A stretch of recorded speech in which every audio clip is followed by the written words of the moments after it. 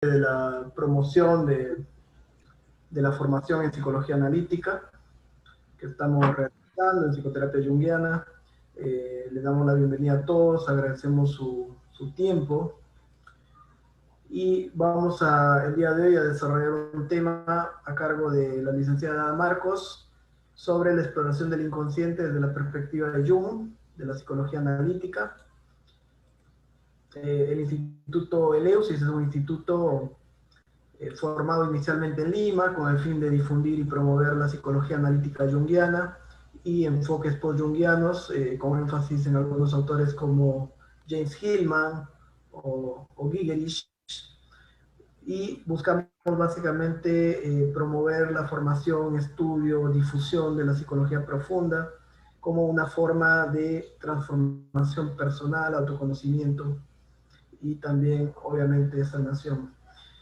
Desde el año 2018 contamos nosotros con la participación de otros miembros de Argentina, Colombia, Venezuela y México. El Instituto de Eleusis, los miembros del Instituto de Eleusis organizamos la primera formación en Perú, oficial, en psicología analítica, que actualmente constituye el grupo de desarrollo en el país, y organizamos diversos eventos de difusión, formación, ya sea por medios virtuales o también a través de cursos. La misión del Instituto Eleusis es difundir la psicología analítica como un medio para promover el conocimiento profundo de la psique y la transformación personal y social. El instituto se encarga básicamente de 3 actividades: la atención terapéutica desde la perspectiva junguiana, la formación en psicología analítica con énfasis en la psicoterapia y la difusión a través de diversas actividades. Este webinar se realiza en el marco de la primera formación virtual que organizamos el 17 de abril con el doctor Enrique Galán y el doctor Ricardo Carretero, además del staff de Eleusis y una serie de invitados que se encargarán de clases mensuales.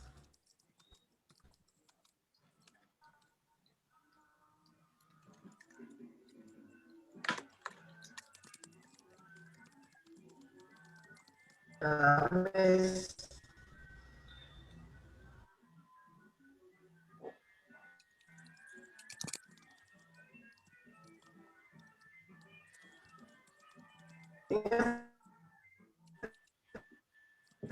Este webinar particularmente analítica junguiana, ¿cuál es el concepto de esos contenidos inconscientes en la práctica clínica concreta? Para el desarrollo de este tema, la licenciada Marc, y también directora académica y clínica del instituto, máster en psicología analítica, realizó una maestría en estudios literarios y escritura creativa, es candidata para ingresar a la IAP como analista en la fase final, consteladora familiar, especialista en astrología arquetipal y codirectora de nuestro instituto, y además de otros institutos como EONIA, Mujeres en Tribu y Artemis, Desarrollo Integral para Mujeres. Ada también es escritora y es poeta. Bienvenida, Ada, mucho gusto de tenerte acá. Muchas gracias. ¿Cómo están? Muchas gracias. Roberto, no sé si hay algo más que decir sobre la formación y el instituto o si ya estaríamos arrancando. Quiero darle la bienvenida a todos los participantes también. Hay algo más que decir. Diga nomás. Estás muy linda. Muchas gracias, gracias. Gracias por el piropo. Bueno, así dan ganas de empezar entonces. Bueno, ¿arrancamos entonces, Roberto? Muy bien. Bueno, bienvenidas y bienvenidos. Como dijo Roberto, yo soy Ada Marcos, soy psicóloga y soy miembro del equipo de Eleusis. Estamos muy contentos realmente de que estén aquí con nosotros. La idea del encuentro de hoy es que trabajemos un poco sobre la exploración del inconsciente dentro de la tradición junguiana. Para quienes ya vengan trabajando o en contacto con esta línea, no van a escuchar tal vez nada nuevo, sino que vamos a compartir cosas que tal vez ya saben, pero para quienes se estén acercando por primera vez, que también un poco ese es el espíritu de nuestros webinars, acercar a la gente a esta mirada, quizás haya información novedosa que podamos compartir, y bueno, también, además de traer algunas cosas sobre lo que planteó Jung mismo, sobre la exploración del inconsciente, También traje algunas pequeñas cosas sobre James Hillman, que es, digamos, uno de los continuadores y rupturistas también de la obra de Jung. Tenemos a nuestro especialista en Hillman, que es John Zapata, que bueno, si anda por ahí seguramente algo podrá aportar también. Y les traje también algunas cuestiones de imaginación activa, sobre todo, y de sueños. Después Roberto, si nos queda el tiempo, va a trabajar con algunas cuestiones ligadas a los recursos artísticos dentro de la exploración del inconsciente en nuestra línea teórica. Así que bueno, la idea va a ser, digamos, yo me centré sobre todo en poder compartir con ustedes un poco algo que a mí me parece central, que es cuál es la actitud frente a la exploración del inconsciente que propone esta línea teórica, ¿no? ¿Qué proponemos a la hora de explorar el inconsciente? ¿Cómo fue la exploración del inconsciente de Jung también? ¿De qué manera él lo trabajó? ¿Y cuál fue, digamos, el legado que nos dejó en cuanto a un espíritu para abordar el inconsciente? Que después cada uno tiene que hacer su experiencia, ¿no? Eso también es interesante poder decirlo. Cada uno tiene que encontrar su manera de navegar en esas aguas. En mi caso, por ejemplo, mucho es la poesía, y les traje también algunos poemas y algunos ejemplos de algunos poetas que se adentraron, digamos, en las aguas inconscientes. Y bueno, algunos terminaron bien, otros no tanto. Vamos a ver el caso de Celan, que es un poeta maravilloso, el caso de Rilke, ¿no? Jung menciona a veces el caso de Hölderlin también, ¿no? Como personajes que han explorado también el inconsciente. Vamos a ver también desde la óptica de la poesía, ¿no? ¿Qué ocurre, ¿no? Con esta voz que se le presenta al poeta, que en Rilke, por ejemplo, está más clara casi que en ninguno, ¿no?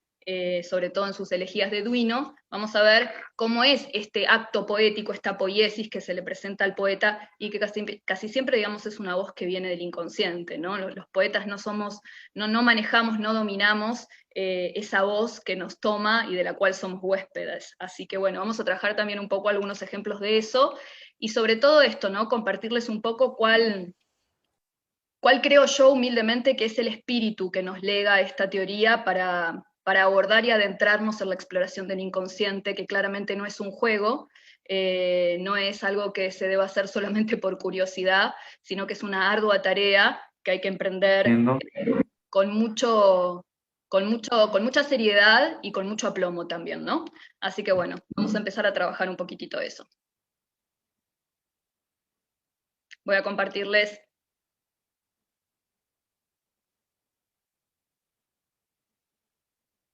Después seguramente vamos a tener algún espacio para charlar un ratito, pero bueno, como tenemos un largo camino por recorrer, quiero ya empezar. Bueno, básicamente quiero empezar con el relato de una escena mitológica que James Hillman la recorta. Yo encontré realmente varias versiones sobre este mito, esta no es la única que encontré, pero sí les quiero compartir cuál es la que cuenta Hillman, ¿no? Sabemos que Hércules tiene 12 trabajos, ¿no? Uno de sus últimos, el último trabajo de hecho es descender al inframundo, y lo que dice Hillman sobre el descenso del inframundo de Hércules es lo siguiente, ¿no? Y me gustaría también que lo imaginen, que traten de imaginar a Hércules descendiendo al inframundo, encontrándose con el barquero, y después encontrándose con el cancerbero, que es este perro muy temible, de 3 cabezas, terrible, guardián de los umbrales del inframundo, y que lo imaginen descendiendo realmente, ¿no? Entonces lo que dice Hillman es que cuando Hércules descendió a los infiernos, obligó al rey Hades a huir de su trono después de herirlo en el hombro. Hércules entró en el reino de las sombras para coger algo, y mientras estuvo allí luchó, desenvainó su espada, asesinó y se sintió confundido acerca de la realidad de las imágenes. Cada uno de nosotros tiende a ser Hércules con el ego cuando comenzamos a implicarnos con las figuras imaginales. ¿Me están pidiendo que agrande la presentación? ¿Puede ser? Vamos a intentarlo.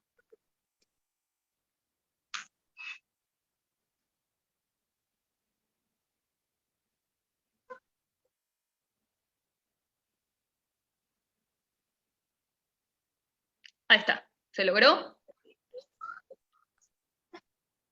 Sí, muchas gracias. No, de nada. Entonces, me gustaría que nos centremos en esta imagen. Hércules es un héroe, prácticamente el arquetipo más grande del héroe para los griegos. Es un personaje que desciende al inframundo en su último trabajo y desciende, según Hillman, con esta actitud, ¿no? Desenvaina su espada, asesina, hace huir al rey mismo del inframundo, que es Hades, ¿no? Y baja, digamos, a este mundo que además el submundo, el inframundo representa simbólicamente el inconsciente. Mamá, ¿dónde son los vasitos? Hay alguien que tiene el micrófono abierto. Ahí está. Sí, les pedimos apagar sus micrófonos. Por favor, Alejandro. Ya voy a apagar el micrófono mío, creo que. Gracias. Entonces, retomamos. Vamos a trabajar entonces con esta imagen y cómo es la actitud que se plantea acá, que es una actitud en donde el héroe desciende al inframundo desde una posición totalmente egoica, en donde lo que menos va a poder es realmente entregarse las imágenes que habitan en el inconsciente, ¿no? Tomemos el submundo, el inframundo, como un ejemplo simbólico del inconsciente, y tomemos este descenso heroico como una actitud egoica que lo que menos favorece es el diálogo con las figuras imaginales. Y lo que dice Hillman es que de alguna manera todos al principio nos adentramos desde esta actitud. Y esto va a ser algo que vamos a tener que trabajar. De hecho, uno de los primeros obstáculos para la exploración del inconsciente, ya lo dice Jung, lo dice Bárbara Hanna en su libro sobre imaginación activa, es el ego. Y vamos a trabajar un poco eso, ¿no? Cómo la exploración del inconsciente, muchas veces mal utilizada, termina siendo una herramienta o una manipulación técnica de la fantasía al servicio del ego y no una verdadera exploración del inconsciente. Entonces vamos a trabajar un poco la diferencia que existe entre una posición y la otra, y vamos a trabajar también la insistencia que yo he visto en Jung sobre la actitud ética que tenemos que tener cuando nos adentramos a explorar el inconsciente. Esta actitud ética no solamente va a tener que ver con el hecho de que tenemos que bajar o descender, por así decir, usando la metáfora, desde un lugar que tenga que ver con una responsabilidad y un cuidado total de la psique, sino también de que no se trata simplemente de activar imágenes y fantasías, sino de que también busquemos la forma de integrar y de asimilar ese material que vamos despertando, porque si no es una cosa bien peligrosa para nosotros, ¿no? Nos pone en riesgo abrir las puertas de la exploración del inconsciente y no tener medios, herramientas o responsabilidad o ética para poder integrar ese material que se va activando, ¿no? Jung también dice, a mí una vez que lo leí me sorprendió mucho, ¿no? Que él habla de que el insight del inconsciente, si bien para nosotros es una cosa muy hermosa y nos deslumbra mucho, en realidad ahí no se termina el trabajo, ¿no? No se termina el trabajo en el descubrimiento o en el despertar de las imágenes, sino que después a esas imágenes o a esos gérmenes que están en el inconsciente, tenemos que construirle, dice él, una vida posible, ¿no? Tenemos que acompañar esos gérmenes a que se integren a nuestra vida cotidiana, ¿no? Aprender a vivir y construirles una vida posible. Entonces, este es un trabajo que, el trabajo de exploración del inconsciente no es solamente esto, tirarme a fantasear, ¿no? O a trabajar con imaginación activa, o a dibujar o pintar mandalas, no, hay todo un trabajo, digamos, de integración del material que se va activando, que es tanto o más importante que el descubrimiento o la exploración en sí mismo. Entonces, acá me parece que esta es una de las grandes cuestiones que vamos a tener que trabajar sobre la actitud, es el lugar en donde quiero poner foco, la actitud que tenemos que tener a la hora de explorar el inconsciente. Y con la diapositiva.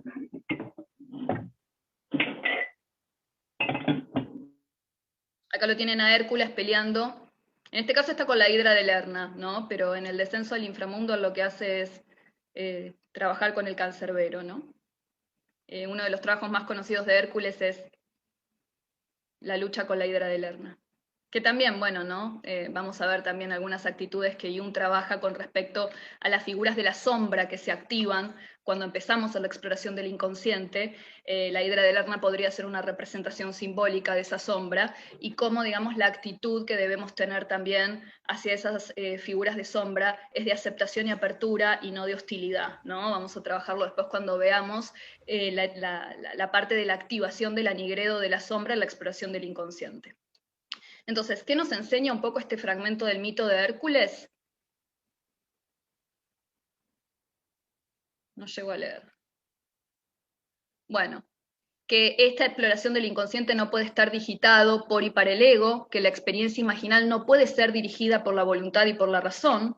El objetivo de la exploración no es la realización del ego, sino la realización de las imágenes que habitan la psique, El énfasis terapéutico en el adiestramiento de la personalidad a través de la confrontación con sus imágenes prejuzga lo imaginal desde el principio, dice James Hillman, ¿no? Nuestro acercamiento al inconsciente y de la imaginación viene predeterminado por la idea que nos hacemos acerca de ellos. Y esta es una de las cuestiones principales. ¿Qué ideas cultivamos acerca de lo que el inconsciente es? Y entonces, ¿de qué manera nos acercamos al inconsciente? A partir también del preconcepto, del preformateo que tenemos sobre lo que el inconsciente y la imagen es.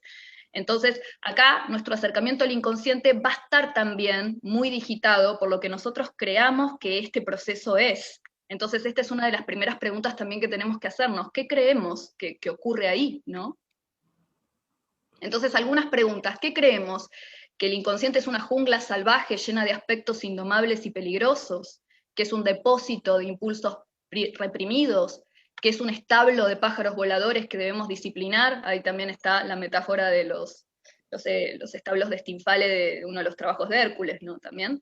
¿Un manantial de recursos sanadores, por el contrario? ¿Un espacio creativo? ¿No? Entonces Hillman dice, ¿cómo calificamos a los habitantes de la profundidad del alma? ¿Qué creemos, ¿no? Como poder clarificar y blanquear qué ideas tenemos sobre esto.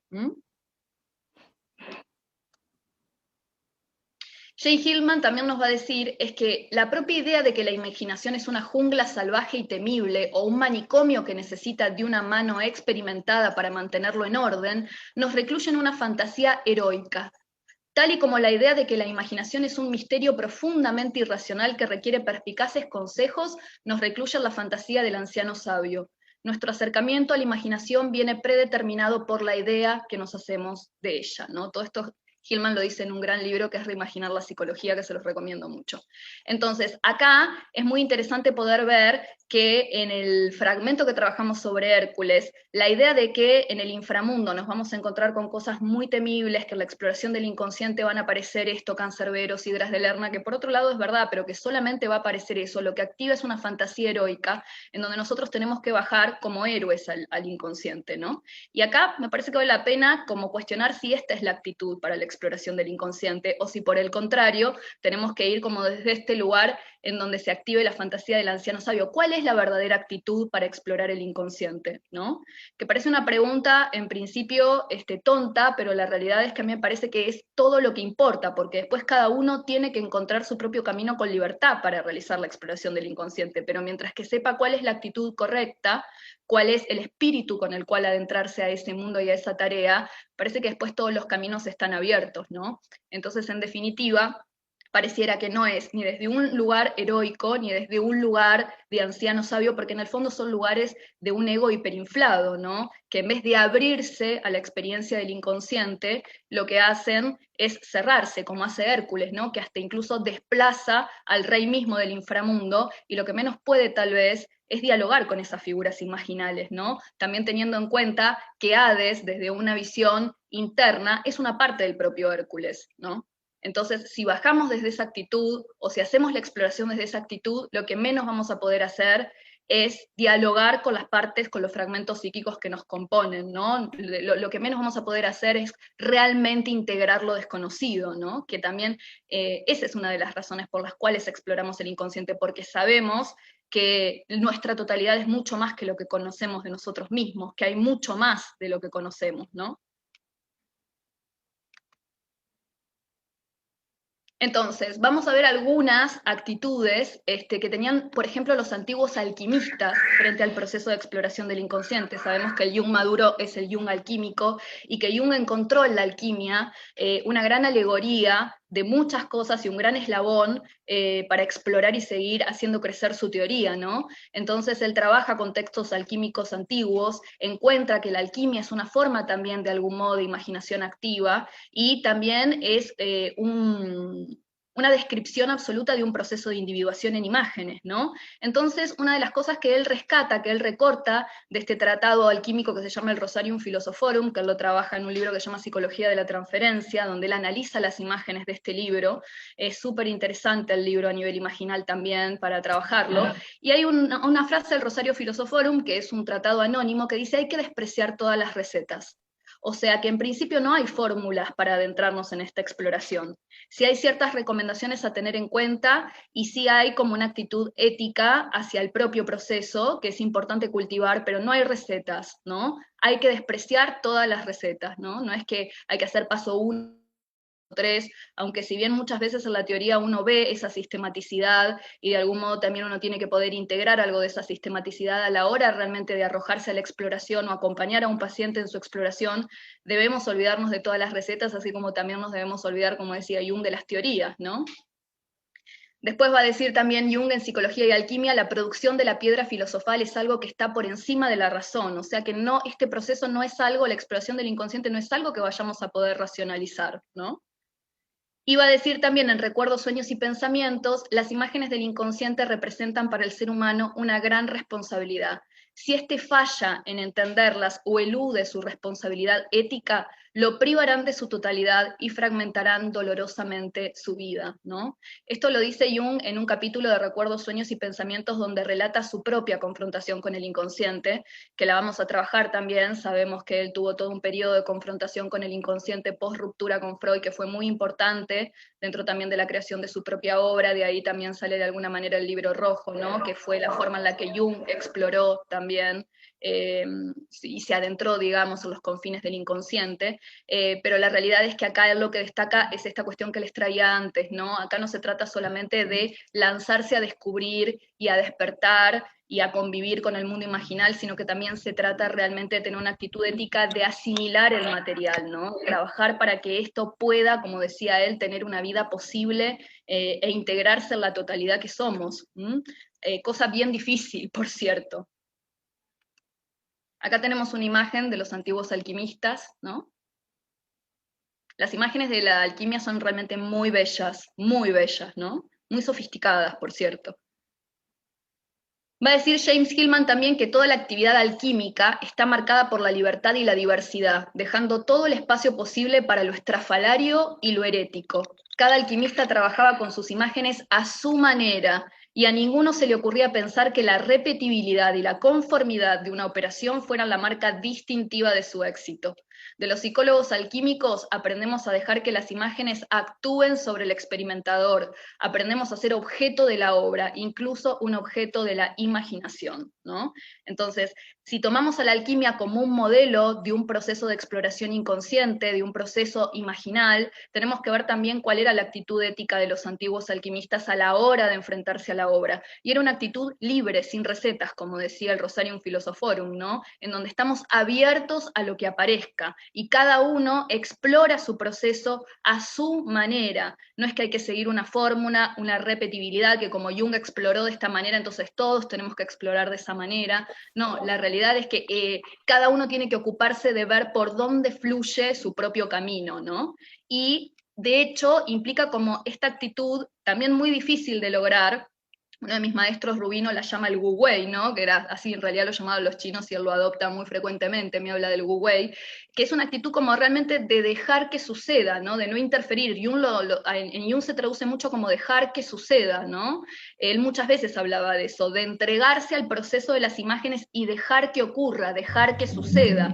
Entonces hay algo de esto, de entregarnos para ser nosotros objeto de la imaginación, no que nosotros manipulemos las fantasías, ¿no? Que eso es acercarnos a la exploración del inconsciente de una manera heroica y egoica, sino que nosotros seamos, dejar que ocurra en nosotros, que las imágenes hagan su trabajo en nosotros, que realmente se descarguen en nosotros, y que nosotros seamos incluso objeto de esas fantasías, lo que realmente marcaría una actitud de verdadera exploración del inconsciente, ¿no?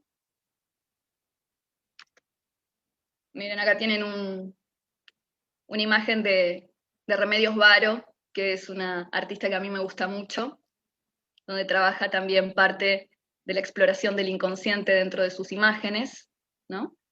Entonces lo que dice Hillman es que por tanto no es una cuestión de programa cuanto de actitud de abandonarse a las imágenes y cultivarlas en su propio interés. El reino de lo imaginal tiene sus propias vías de exploración que comienzan con lo primero que nos venga a la mente, cualquier imagen o fantasía, a la manera de la alquimia que empieza con un material primario que recibe al menos 60 nombres diferentes. puesto que comienza en cualquier parte, puede interrumpirse en cualquier parte. La fantasía no necesita alcanzar una meta, ¿no?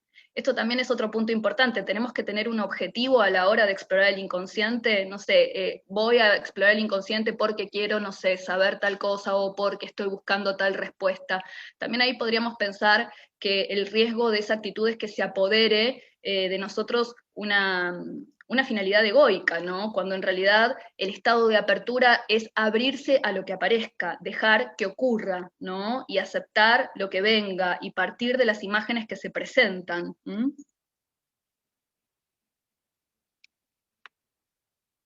Vamos a ver un poco la confrontación con el inconsciente en Jung mismo, ¿no? Acá les traje una imagen del Libro Rojo, por ejemplo.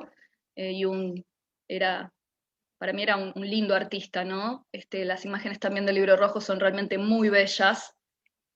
Y fíjense esta frase del Fausto de Goethe, en la segunda parte del Fausto está: atrévete a abrir las puertas ante las cuales todos prefieren pasar de largo, ¿no? Sabemos que Jung era muy fanático del Fausto y también tenía esta idea, ¿no? Esta frase famosa que decía que en realidad Goethe no hizo el Fausto, sino que el Fausto lo hizo a Goethe, ¿no? O sea que en realidad fue al revés. Toda la imaginería del Fausto tomó a Goethe como huésped, ¿no? Y él lo canalizó de alguna manera, ¿no? Pero hay algo ahí que va muchísimo más allá de Goethe como persona, ¿no? Esto lo trabaja mucho Jung en un texto que se llama Formaciones del Inconsciente, en donde trabaja también, ¿no? La vertiente del arte cuando tiene un contenido muy arquetípico y visionario, ¿m? Que en el caso obviamente de Goethe eso está, ¿no? Vamos a ver un poco lo que dice Jung mismo sobre su propio proceso en Recuerdos, Sueños y Pensamientos, ¿no? Dice: después de separarme de Freud comenzó para mí una época de inseguridad interior, de desorientación incluso. Me sentía enteramente en el aire, pues no había hallado todavía mi propio puesto. Principalmente me interesaba hallar una nueva actitud frente a mis pacientes. Así pues me decidí a esperar, por vez primera incondicionalmente, lo que me explicaran de sí mismos. Me adaptaba a lo que la casualidad me brindaba, dejé de lado todos los puntos de vista técnicos y solo resultaba de utilidad comprender las imágenes que los pacientes mismos proporcionaban, ¿no? Después va a decir también en Recuerdos, Sueños y Pensamientos que el sueño es su fin, ¿no? Como que el sueño tiene una finalidad en sí misma, así como las imágenes tienen una finalidad en sí misma, y quizás esto que hablábamos antes, de buscar que sean además para algo, que le proporcionen al ego algo, que le ofrezcan al ego un entendimiento mayor o lo que sea, a veces puede ser una manipulación técnica también de la fantasía, ¿no? Entonces es confiar que las imágenes también hacen su trabajo en nosotros, como dice Hillman. Entonces, Jung estaba, post su ruptura con Freud, completamente desorientado. Pueden buscar en su propia vida, ¿no? Pueden buscar en su propia vida también si han vivido o no etapas de desorientación, en donde han sentido tal vez esto, ¿no? Una gran invasión por parte del inconsciente, que es otro de los riesgos también que tenemos al explorar el inconsciente, ¿no? Que el inconsciente desborde, que es un poco lo que le pasó a Jung, ¿no? De hecho. Vamos a seguir trabajando un poquito más. Acá tienen, miren, otra hermosa imagen de Jung. Del Libro Rojo, por cierto.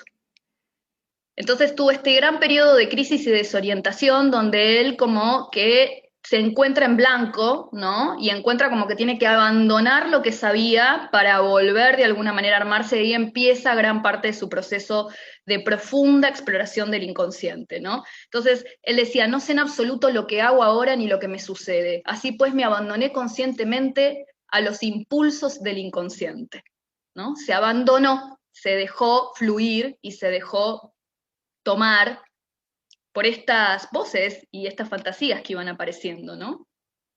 Él va a decir: en primer lugar formulé las visiones tal y como los había percibido, en un lenguaje poético, pues es el que corresponde al estilo de los arquetipos, ¿no? Entonces lo que Jung iba haciendo era entrar en este mundo imaginal e ir también de alguna manera registrando cuidadosamente todo lo que iba apareciendo en el lenguaje en que el inconsciente mismo se lo iba diciendo, que en principio era un lenguaje poético. De esa manera es como también escribe 7 sermones a los muertos, que es otro libro, bueno, en ese caso más de corte gnóstico de Jung, ¿no?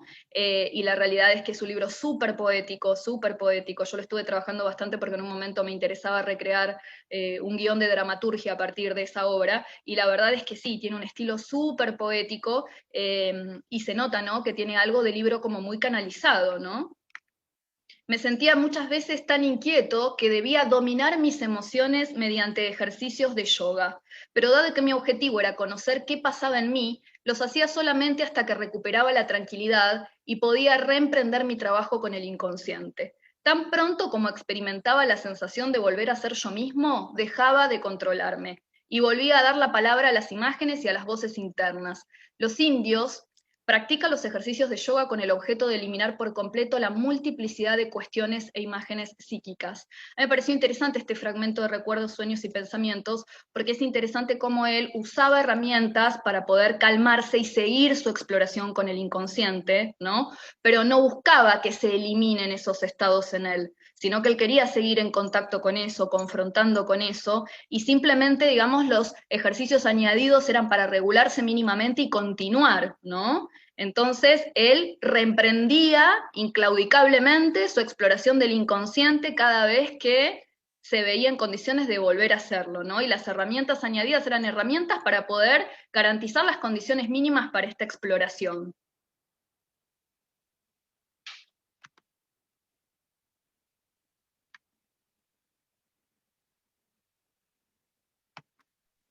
Está un poquito lenta la cosa, así que muchas veces no me pasa las diapositivas con la rapidez que quisiera. Discúlpenme.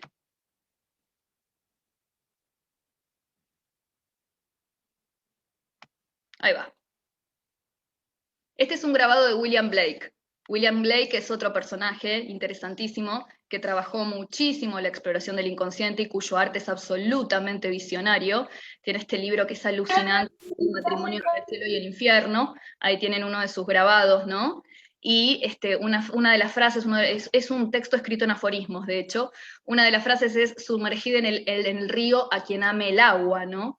También hay algo de esto de, para este proceso de exploración seria del inconsciente, verdadera, profunda, bueno, tenemos realmente que sumergirnos en el río y realmente amar el agua también, ¿no? Entonces lo que va a decir Jung también es, para captar las fantasías que me movían subterráneamente, tuve, por así decirlo, que dejarme caer en ellas, pero debía arriesgarme a apresar las imágenes. Si no lo hacía, corría el riesgo de que me apresaran a mí. ¿Mm? Entonces, acá ya vamos como configurando un poco las primeras líneas o los primeros trazos de la exploración del inconsciente en esta tradición. Primero, que Jung mismo vivió esta exploración en carne propia y que gran parte del legado que dejó tiene que ver con lo que él experimentó también. Y segundo, que nos está marcando claramente una actitud para adentrarnos, porque es un mundo incierto, es un mundo desconocido, no hay reglas, no hay recetas, no hay una repetitividad, no hay una posibilidad de seguir fórmulas, tenemos que buscar nuestro propio camino, pero sí podemos cultivar ciertas actitudes éticas, espirituales, para poder hacer este proceso con profundidad y con verdad interna, ¿no? Y una de esas es no hacer manipulación técnica de la fantasía, que no sea a los fines egoicos y que realmente nos dejemos tomar por las imágenes y nos dejemos caer en ellas, lo cual parece sencillo pero requiere un valor enorme, porque uno de los grandes miedos que vamos a tener que enfrentar la exploración del inconsciente es también el temor a lo desconocido, ¿no? Jung va a trabajar también mucho de eso, ¿no? Que uno de los obstáculos es justamente el ego, que baja, que se enfrenta heroicamente al inconsciente, ¿no? Pero también otro de los grandes obstáculos es el pánico, dice él, ¿no? Lo vamos a ver y vamos a trabajar un poquito la figura del dios Pan.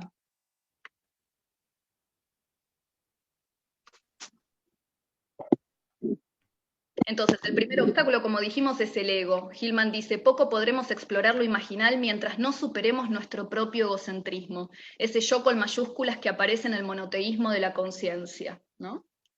La mejor prueba de la autenticidad de nuestras disciplinas para explorar lo imaginal es que el ego habitualmente se siente perdido y es incapaz de identificarse con las imágenes. Deben ser extrañas aunque familiares, desconocidas aunque se amen, misteriosas aunque confiemos en ellas, ¿no? Como una permanente paradoja, ¿no? Gilman escribe muy bien realmente. Entonces fíjense, ¿no? Como si hay alguna pista de que vamos en el buen camino, es que empiezan a aparecer cosas que nos resultan extrañas en algún punto, pero que a la vez que nos resultan extrañas, nos resultan muy íntimas, ¿no? Un poco como la metáfora de la banda de Moebius, que a veces va por fuera y a veces va por dentro, que Lacan lo utiliza hablando de lo éxtimo, ¿no? Algo que es totalmente, que se vive como algo externo, con cierto grado de ajenidad, pero también con un grado al unísono de mucha intimidad, ¿no? Entonces es como ese estar adentro y afuera, algo que siento que se me presenta con autonomía, más allá de mí, pero que a la vez siento que me es familiar de algún modo, ¿no? Entonces si hay alguna pista, alguna migaja en este camino de Hansel y Gretel, quizás es esa, ¿no? Y vamos a ver lo que dice Bárbara Hanna, que escribió un libro entero sobre imaginación activa, que vamos a explorar un poquitito porque es una de las técnicas que les traje para que trabajemos juntos, que el segundo obstáculo, si el primero es el ego, el segundo es el miedo a lo desconocido, ¿no? Entonces dice que en cierta ocasión Jung me comentó que el inconsciente en sí mismo no es peligroso, el único peligro real y muy serio es otro, el pánico. El miedo que apresa a una persona cuando algo sumamente inesperado lo confronta, o cuando él teme perder su punto de apoyo en el mundo consciente. Se puede turbar a tal grado que no es de asombrar que muy pocas personas se embarquen en esta tarea. En efecto, es necesario estar bien enraizado y establecido en el mundo exterior antes de hacer un intento de esta naturaleza, dice, ¿no?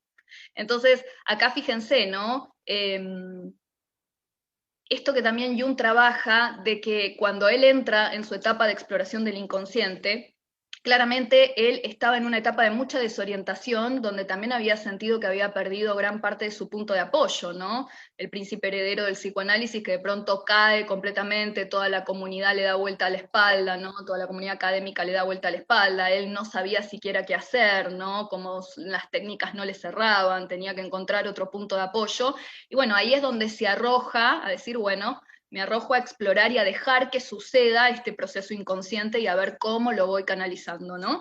Entonces, es importante también que sepamos que la exploración del inconsciente se tiene que dar cuando la persona psíquicamente está bien enraizada, ¿no? Hay un criterio de realidad bien enraizado, porque si no esto puede producir realmente un quiebre psicológico y podemos en realidad estar brindando oportunidades para realmente un colapso, ¿no?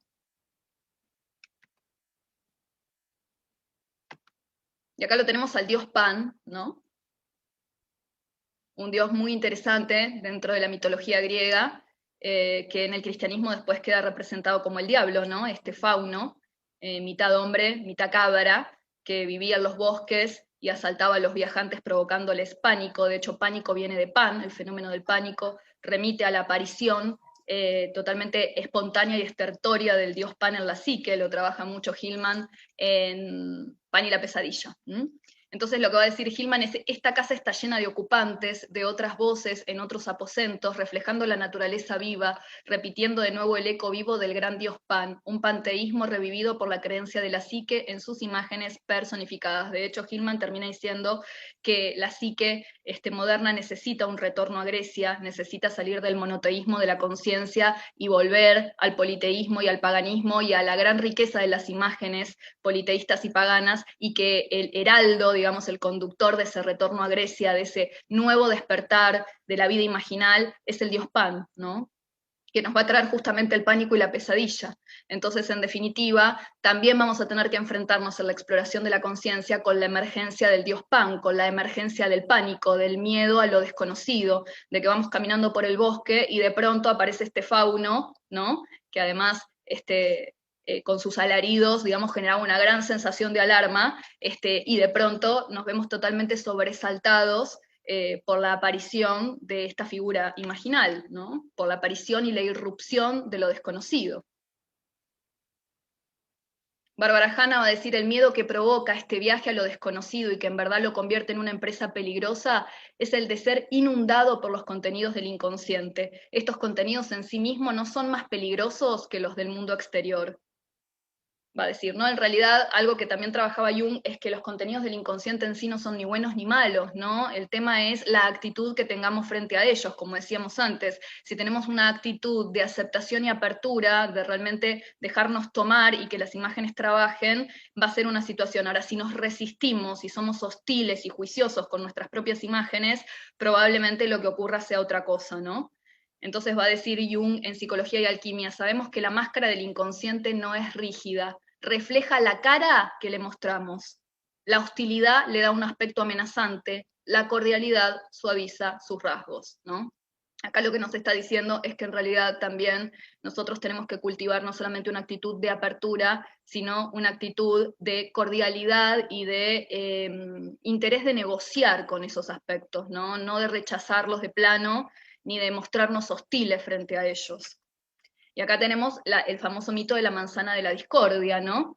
Donde la diosa Eris no es invitada al banquete, entonces aparece sobrevolando el banquete y lanza una manzana diciendo que es para la diosa más bella de la fiesta, y resulta ser que las diosas que estaban presentes, Hera, Atenea, Afrodita, convencidas de que la más bella es cada una de ellas, se abalanzan sobre la manzana y se arma un terrible lío que Zeus tiene que terminar dirimiendo, poniendo a Paris, la escena lo grafica a Paris, un entendido, ¿no?, de las mujeres, poniendo a Paris a decidir el juicio de Paris, es la escena, ¿no?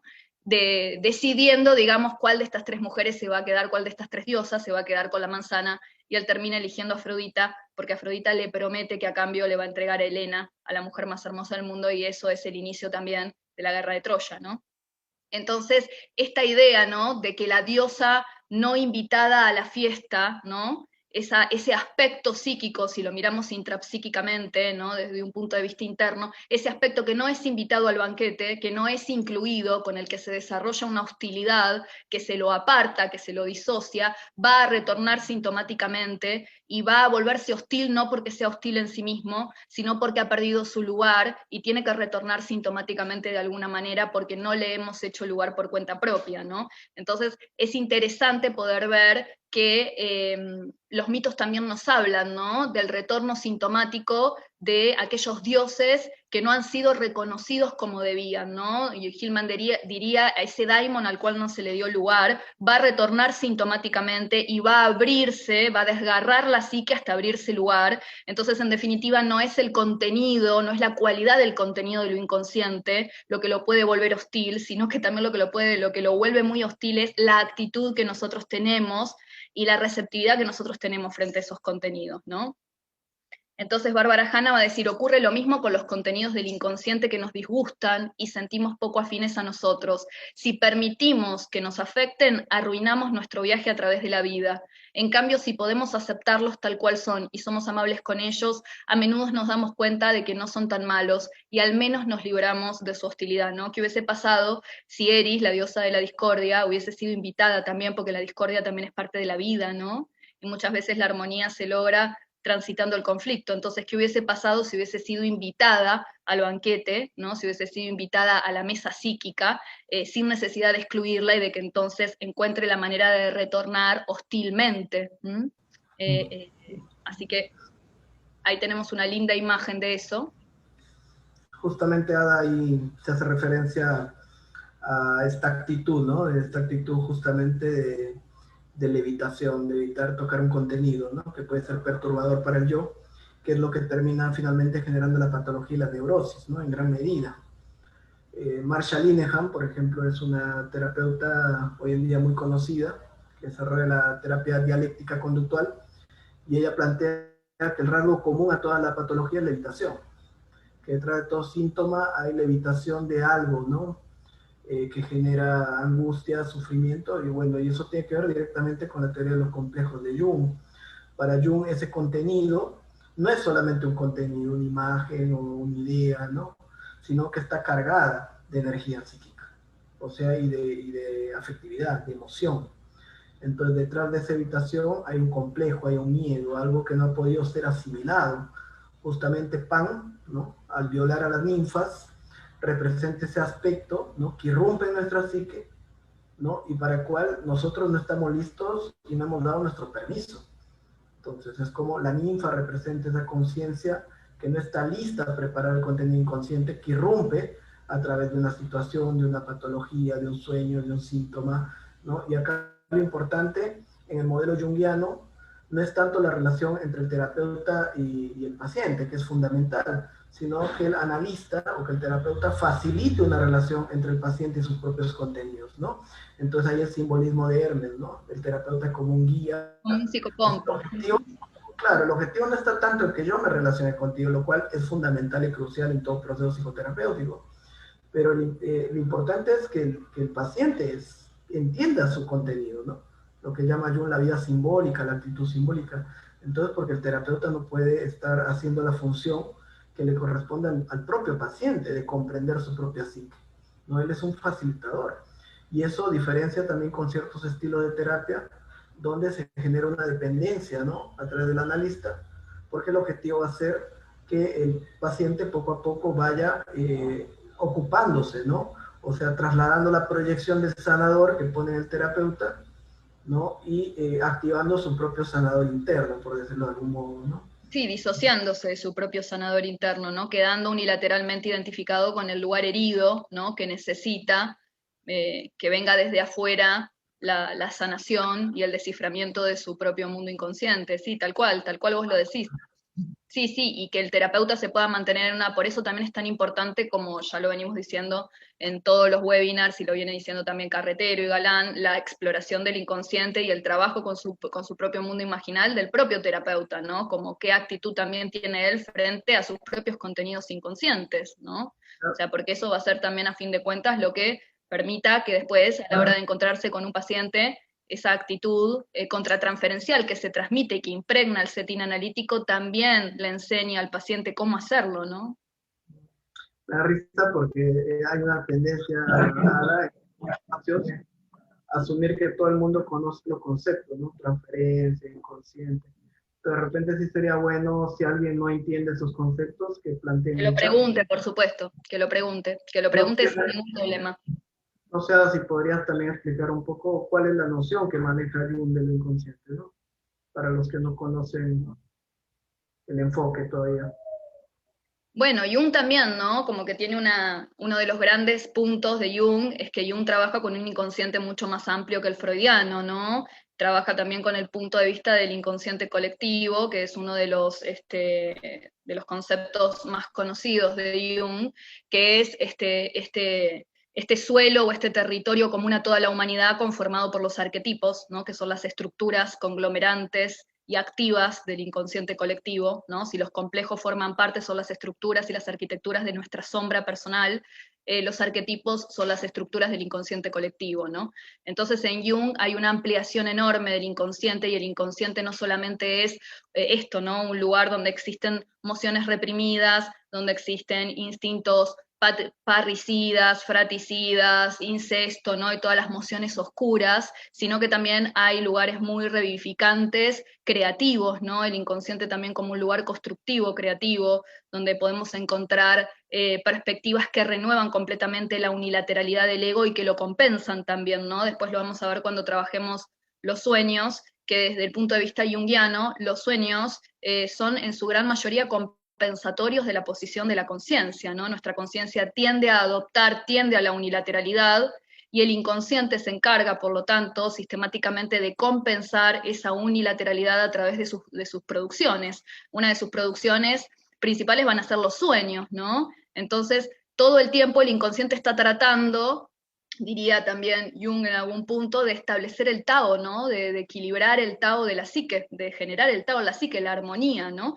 Lo que pasa es que, bueno, también podemos ver que, y esto también lo dice Jung, ¿no? Que a veces ese proceso de compensación, cuando realmente la conciencia no quiere anoticiarse de esa necesidad de regular y de salir de una polaridad muy excesiva, muy unilateral, como dice él, va perdiendo como sus posibilidades de compensación y termina cayendo en la necesidad de una franca oposición, ¿no? Y entonces ahí está ya esa guerra civil, y dice que es la neurosis también, ¿no?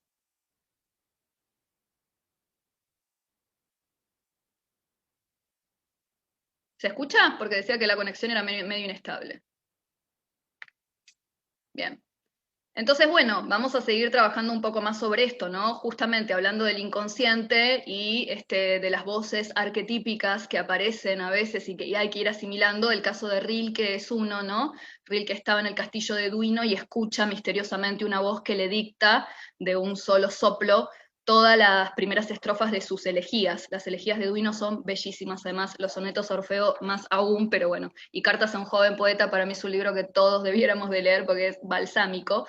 Y bueno, entonces Rilke escucha esta voz, pero algo ocurre ahí, porque tiene, a partir de escuchar esta voz, tiene una gran crisis creativa y está durante muchos años sin poder escribir prácticamente, ¿no? En una gran parálisis creativa, hasta que después se restablece de alguna manera ese flujo creativo y ese diálogo con la musa, que es un poco lo que hacemos los poetas, ¿no? Dialogamos con la musa, para retornar, digamos, retomar las elegías de Duino y terminarlas, ¿no? Y fíjense cómo empiezan las elegías de Duino. ¿Quién, si yo gritara, me escucharía entre las órdenes angélicas? Y aun si de repente algún ángel me apretara contra su corazón, me suprimiría su existencia más fuerte. Pues la belleza no es nada sino el principio de lo terrible, lo que somos apenas capaces de soportar, lo que solo admiramos porque serenamente desdeña destrozarnos. Todo ángel es terrible, ¿no? Entonces hay algo también de la carga que implica, ¿no? También soportar y sostener estos procesos de descarga tan arquetípicos, que es realmente muy grande, ¿no? De hecho, a Rilke lo lleva directamente a una crisis creativa donde cerró pareciera todas las ventanas hasta que después pudo restablecer un poco, ¿no? Y vamos a ver también, como hablábamos recién, en el caso de esta actitud hostil hacia el inconsciente, ¿no? Como esta actitud de no permeabilidad hacia el inconsciente, vamos a ver un poco el caso de Penteo, ¿no? Que es un personaje que lo trabaja mucho López Pedraza en Dionisios en Exilio, que es súper, súper interesante. Creo que está escrito en Las Vacantes de Eurípides, si no me equivoco. Entonces López Pedraza trabaja a Penteo, ¿no? Que es un rey, como un ejemplo de la represión de las fuerzas dionisíacas e irracionales de la psique y sus consecuencias, ¿no? La actitud de Penteo frente a la naturaleza dionisíaca, que recordemos que también es una parte de la psique, y que Dionisio, digamos, ya lo dice Dodds, que es un estudioso del tema, es como una de los grandes representantes de las fuerzas irracionales de Grecia, ¿no? Grecia tenía también un costado muy apolíneo, toda su estética, ¿no? Tenía como un costado muy apolíneo, pero también estaba esta contraparte dionisíaca, que también lo trabaja mucho Nietzsche, que representaba también todo el costado irracional de Grecia y de la propia psique colectiva y de la propia psique individual también, ¿no? Entonces, Penteo, ¿qué hace? Prohíbe el culto a Dionisio, ¿no? Es como, hace como si esa fuerza no existiera, ¿no? La niega y genera un apartamiento brutal de eso, es como si eso no existiera, ¿no? Lo que decía también un poco Roberto, de disociarse completamente de eso, hacerlo a un lado y hacer como si eso no existiera. Es como tratar de vivir con una sola parte, mutilar la totalidad, mutilar el Tao y tratar de vivir con solo una parte. Es inevitable que eso genere consecuencias, ¿no? No podemos creer que eso no va a generar consecuencias. Entonces, Penteo prohíbe el culto a Dionisio en su reino. Entonces, el dios retorna justamente, como dice Hillman, sintomáticamente, el daimon busca abrirse su lugar, como también decía un poco Roberto, las escenas estas crueles que aparecen en la mitología de violación, acá aparece de hecho una escena de desmembramiento, en donde, digamos, la fuerza reprimida, disociada, enajenada, tiene que volver y tiene que desgarrar la psique para hacerse lugar, va a reclamar su lugar, y si nosotros nos hemos cerrado a su irrupción, va a tener que haber un desgarro, ¿no?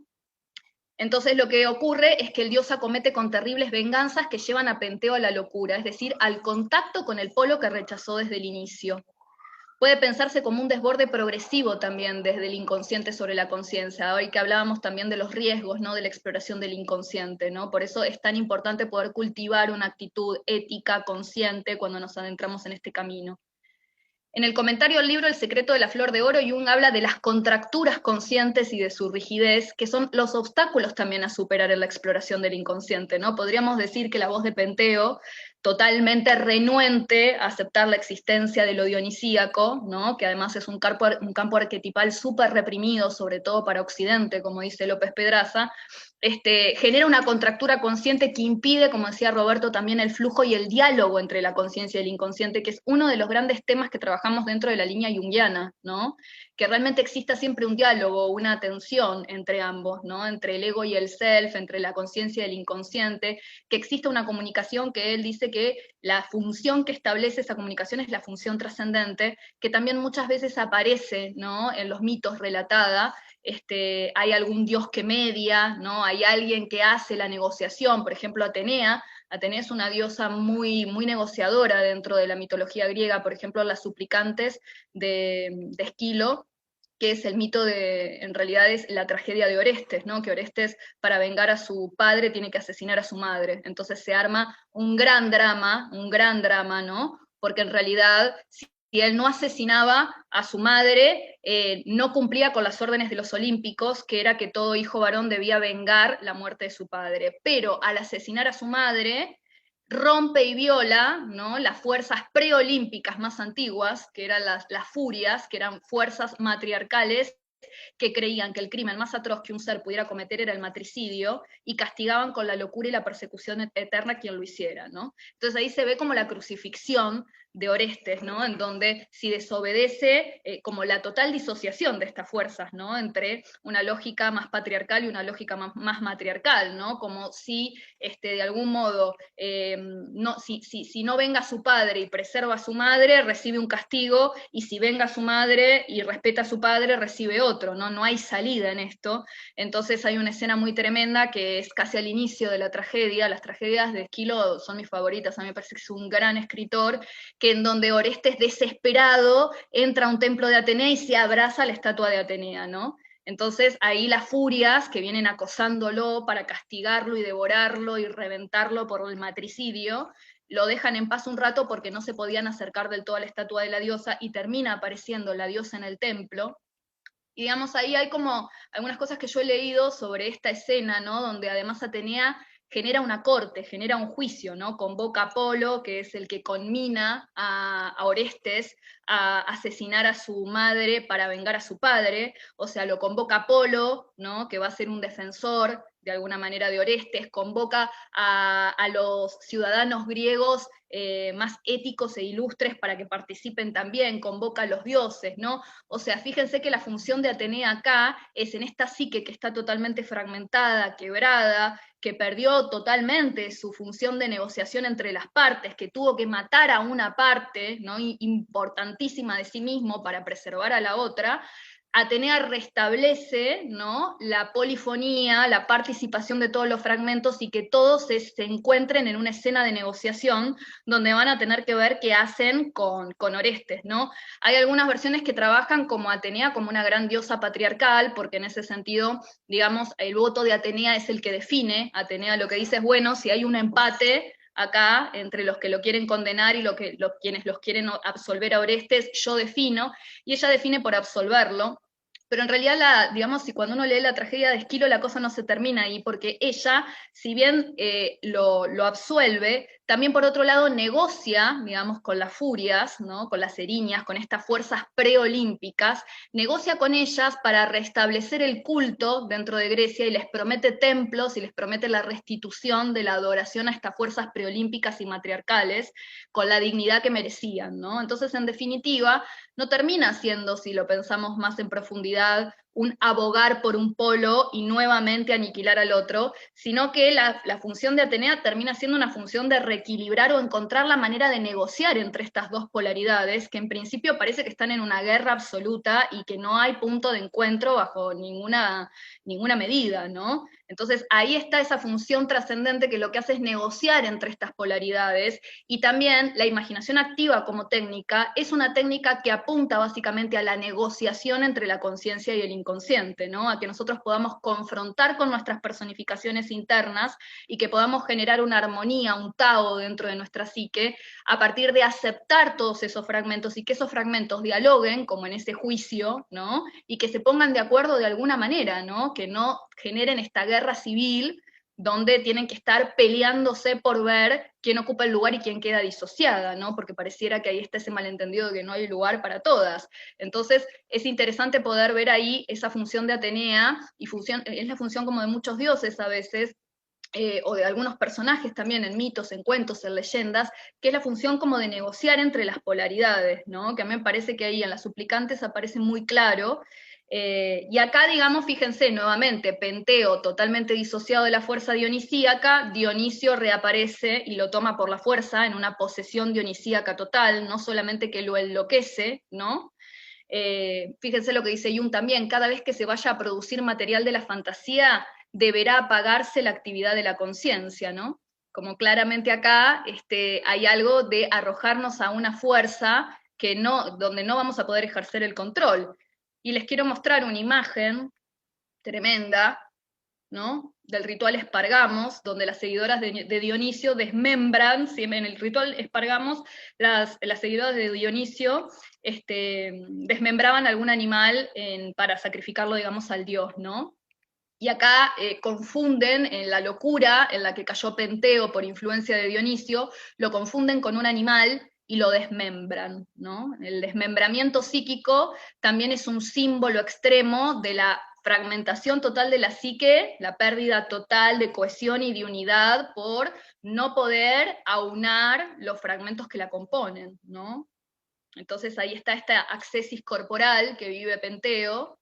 En las tradiciones órficas, justamente Dionisio también vive, ¿no? Un desmembramiento y una accesis corporal. Así que es muy interesante poder ver esto, y además esto de confundirlo con un animal, ¿no? Como si de alguna manera la posesión dionisíaca, que retorna de lo reprimido, que retorna de la disociación, lo hubiese llevado también a un estado de animalidad y de primitivismo total, ¿no?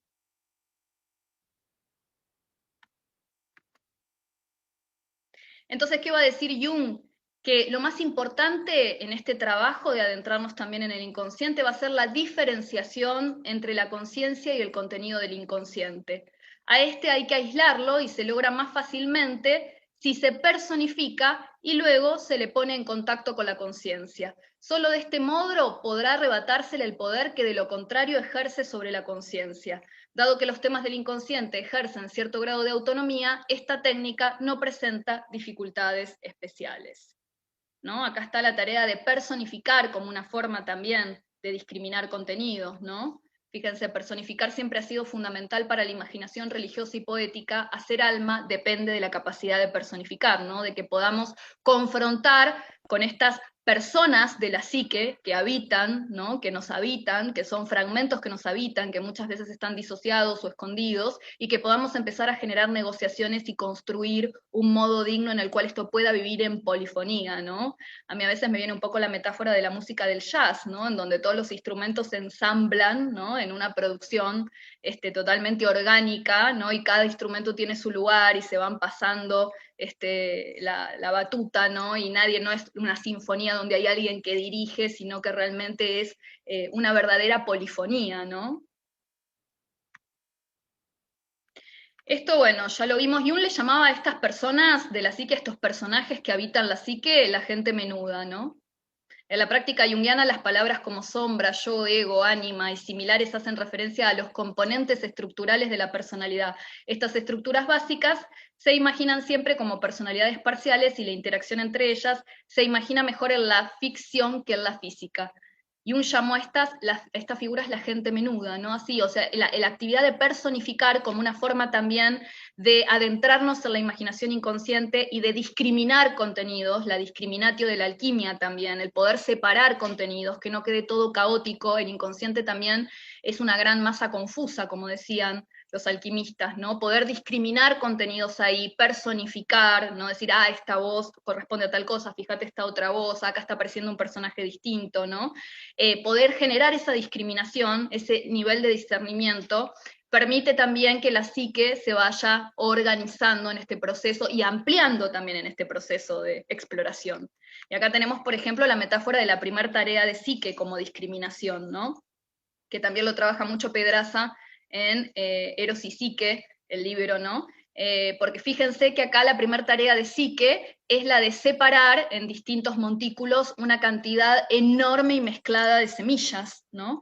Le entregan una gran masa confusa, que es una gran cantidad de semillas todas mezcladas, que representa ese estado caótico de la psique, de indiscriminación total de contenidos, y ella tiene que ir encontrando la manera de separar, recibe una gran ayuda de las fuerzas de la naturaleza, que son también las fuerzas instintivas de la propia psique que pulsan por reorganizar, y ella logra, digamos, separar los montículos, y Pedraza dice que, bueno, que parte de un estado casi psicótico, en donde tiene que empezar, digamos, a trabajar para estructurarse un poco, ¿no?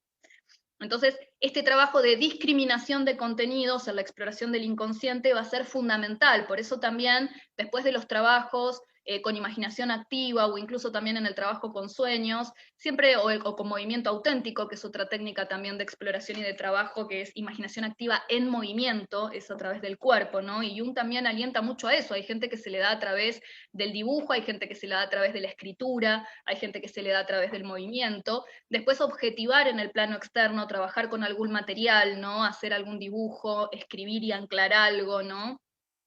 Pintar algún mandala, producir o trabajar incluso con arcilla, ¿no? Hacer algo que permita que eso decante de algún modo, ¿no?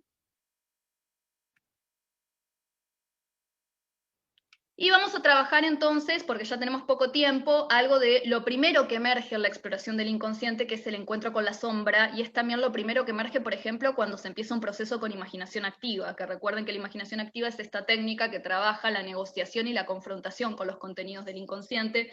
Es una técnica, Rubino, por ejemplo, la llama creadora, no la llama activa porque dice que puede confundir, ¿no? Como que la imaginación activa puede confundir por el nombre, creer que hay algo dirigido, ¿no? Como en el sueño dirigido de Swile, o en otras técnicas como meditaciones guiadas. Bueno, no, acá no hay una dirección, el concepto es dejar que ocurra, ¿no? Es dejar que las imágenes aparezcan, y claramente no hay ninguna directividad, no es activa porque es una decisión activa de la psique de ir a confrontar con las figuras imaginales del inconsciente, ¿no? Entonces por ahí también pueden pensarla, si bien van a encontrar que la mayor parte de la literatura se la llama imaginación activa, también la podríamos llamar imaginación creadora, ¿no?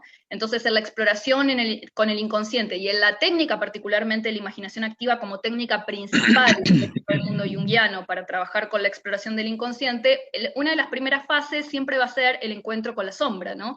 También en un proceso analítico, una de las primeras fases va a ser el encuentro con la sombra, y en el proceso alquímico, en el proceso que trabajaban los alquimistas, en la obra alquímica de transformar la materia, también la primera fase era la famosa nigredo, la aparición de la sombra, ¿no? La aparición de todo lo indigno de la materia, de todo lo podrido de la materia que tiene que alquimizarse, que tiene que transformarse, ¿no?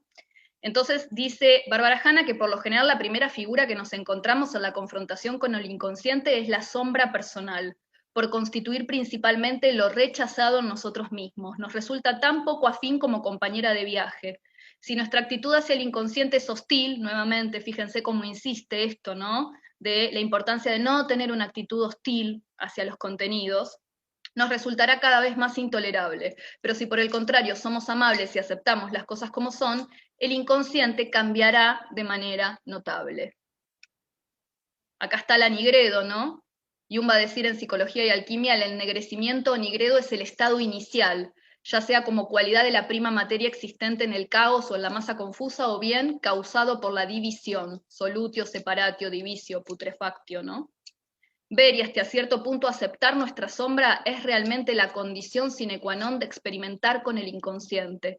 Pues si todavía nos seguimos engañando con ilusiones sobre quién y qué somos, perdemos toda oportunidad de ser lo suficientemente genuinos para ver las imágenes del inconsciente o para escuchar su propia voz. Así que fíjense qué importante esto de la aparición de la nigredo en el proceso de exploración del inconsciente y la integración de la nigredo para que se pueda empezar a realizar el proceso alquímico, que va a pasar por otros estadios. Después de la nigredo va a venir la albedo, que es la etapa de blanqueamiento, donde esos contenidos que están totalmente impregnados por la sombra van a empezar a purificarse, a blanquearse, y después el estado de la rubedo, ¿no? Que es un estado de renacimiento prácticamente, ¿no? Miren, acá lo tienen al alquimista, ¿no? La naturaleza y el inconsciente siempre van al grano, dice Bárbara Hanna, lo cual en general difiere de nuestras expectativas. necesitamos tener una actitud muy imparcial y haber aprendido a apreciar la verdad por sobre todas las cosas para registrar y valorar lo que vamos escuchando, ¿no? Esto es súper importante también, porque esta cuestión que decía Hillman, de que si podemos tener alguna pista sobre ir en el camino correcto, la exploración del inconsciente es esa sensación también de despiste, ¿no? Y Jung también trabajaba mucho y blanqueaba mucho su sensación de desorientación profunda, ¿no?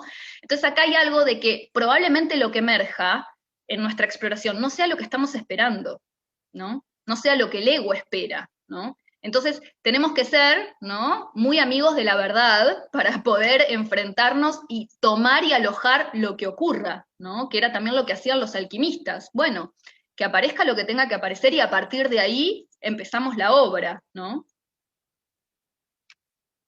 Y me parece que un mito muy interesante también que trabaja el descenso al inframundo y la confrontación con el inconsciente es el mito de Inanna, que es un mito sumerio babilónico, súper lindo e interesante, ¿no? Que es el descenso a las profundidades del inconsciente, ¿no? Inanna es una diosa que está relacionada, digamos, con Venus, con lo que después llamaríamos Venus, ¿no? También con diosas de la fertilidad, de la belleza, de la naturaleza, y tiene una hermana gemela que habita en el inframundo que se llama Ereshkigal, ¿no? Entonces Inanna escucha que su hermana gemela, que totalmente polarizada, ¿no? Ella, Inanna como una diosa de la naturaleza, Ereshkigal como una diosa de las profundidades oscuras, está con dolores de parto, entonces decide bajar a visitarla y avisa a sus auxiliares y a otros dioses que si en 3 días no retorna la vayan a buscar porque probablemente algo ocurrió. Y es muy interesante porque en el poema babilónico lo que se ve es que hay 7 portales para llegar al inframundo, ¿no? Como 7 también son los círculos del infierno en Dante, por ejemplo, ¿no? Hay algo ahí que se repite como motivo arquetipal, y Inanna va, digamos, descendiendo, y en cada portal tiene que despojarse de algo, ¿no?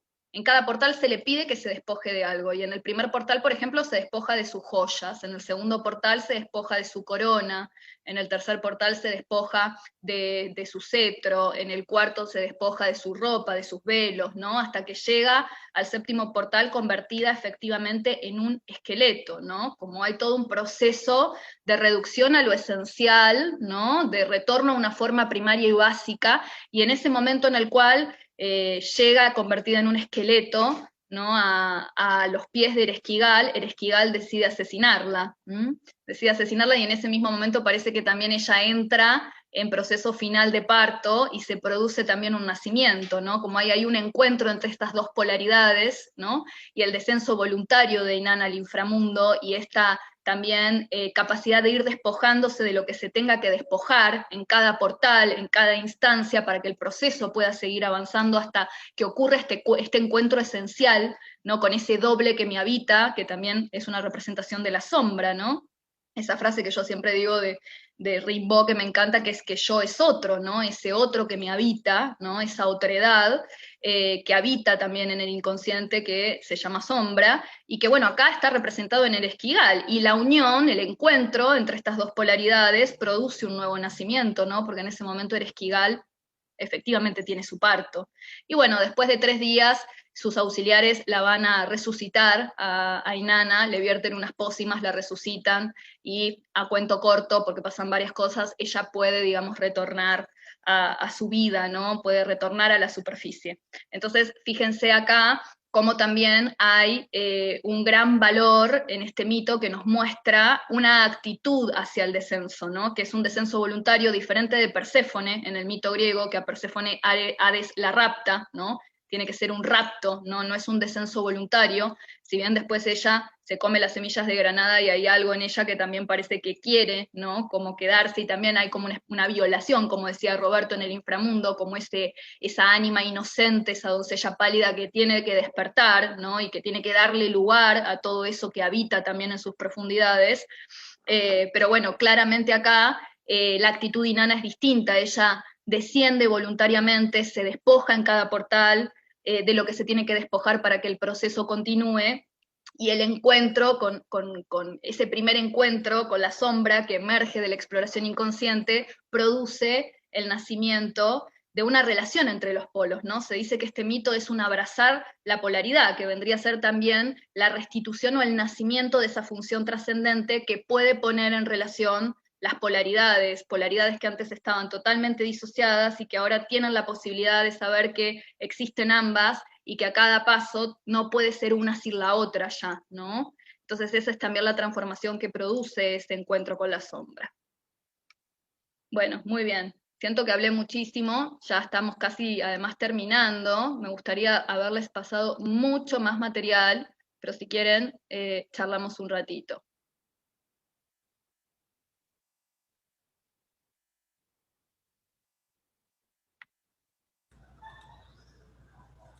Hay algunas preguntas, Ada. Primero preguntan, ¿cuál es la diferencia del inconsciente de Jung y el subconsciente? ¿Cuál es la diferencia? Perdón. Del inconsciente de Jung y el subconsciente. El inconsciente de Jung y el subconsciente, bueno, en principio son sinónimos, ¿no? Lo que pasa es que son dos maneras de decir lo mismo, el subconsciente o el inconsciente.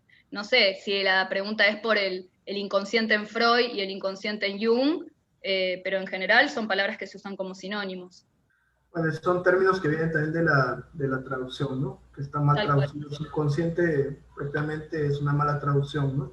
Sí, porque es como si el inconsciente fuese un epifenómeno de la conciencia, ¿no? Como algo subconsciente, como por debajo, ¿no? Y no algo con entidad propia. Uh-huh. Claro, ahí habría que ver un poco el mapa que plantea Jung, ¿no? El mapa básicamente de lo inconsciente tiene tres dimensiones, que es lo personal, ¿no? La conciencia personal, el inconsciente personal y el inconsciente colectivo. Entonces, la psicología analítica siempre estamos trabajando en el plano personal y en el plano arquetipal. O sea, son dos planos diferentes de trabajo, ¿no? No sé si podrías dar, por ejemplo, un ejemplo de un contenido personal y un contenido más arquetipal, Ada, para que quede claro eso y cómo se trabaja eso a nivel clínico, por ejemplo. Bueno, es una pregunta como muy amplia. A ver, veamos, ¿no? Cuando se trabaja acá, estoy mirando también una pregunta, perdón, ¿no? Pero estoy mirando también una pregunta que hizo Álvaro, ¿no? Que dice, estoy interesado en el curso, pero es de suponer, pero esto de suponer que uno está imbuido de las mitologías clásicas y si no se engarza con ejemplos de la vida cotidiana, me abruma, me hace frenarme. En un discurso más lento, más pedagógico, quizás sería más entendible, creo. Sí, seguramente, acá tenemos solamente 1 hora y media para poder trabajar estas cosas y yo particularmente tengo un estilo bastante ágil y acelerado. Lamento eso, Álvaro, pero me parece que acá, digamos, nadie te está obligando a usar ninguna mitología. Eso, digamos, es libertad tuya. Si te sirve, y si no te sirve, no te sirve y no la usás y está bien, ¿no? Hay para mí una riqueza en la mitología, pero por supuesto estoy de acuerdo con esto de que no hay que abusar de la mitologización y no hay que recurrir siempre a la mitología tampoco. A mí particularmente es algo que me gusta mucho, no para descargarla en el ego y en los procesos del ego, sino para pensar los procesos psicológicos más allá del ego, ¿no? Un poco como lo trabaja también, salvando las distancias, porque yo recién lo estoy conociendo, Gigerich, ¿no?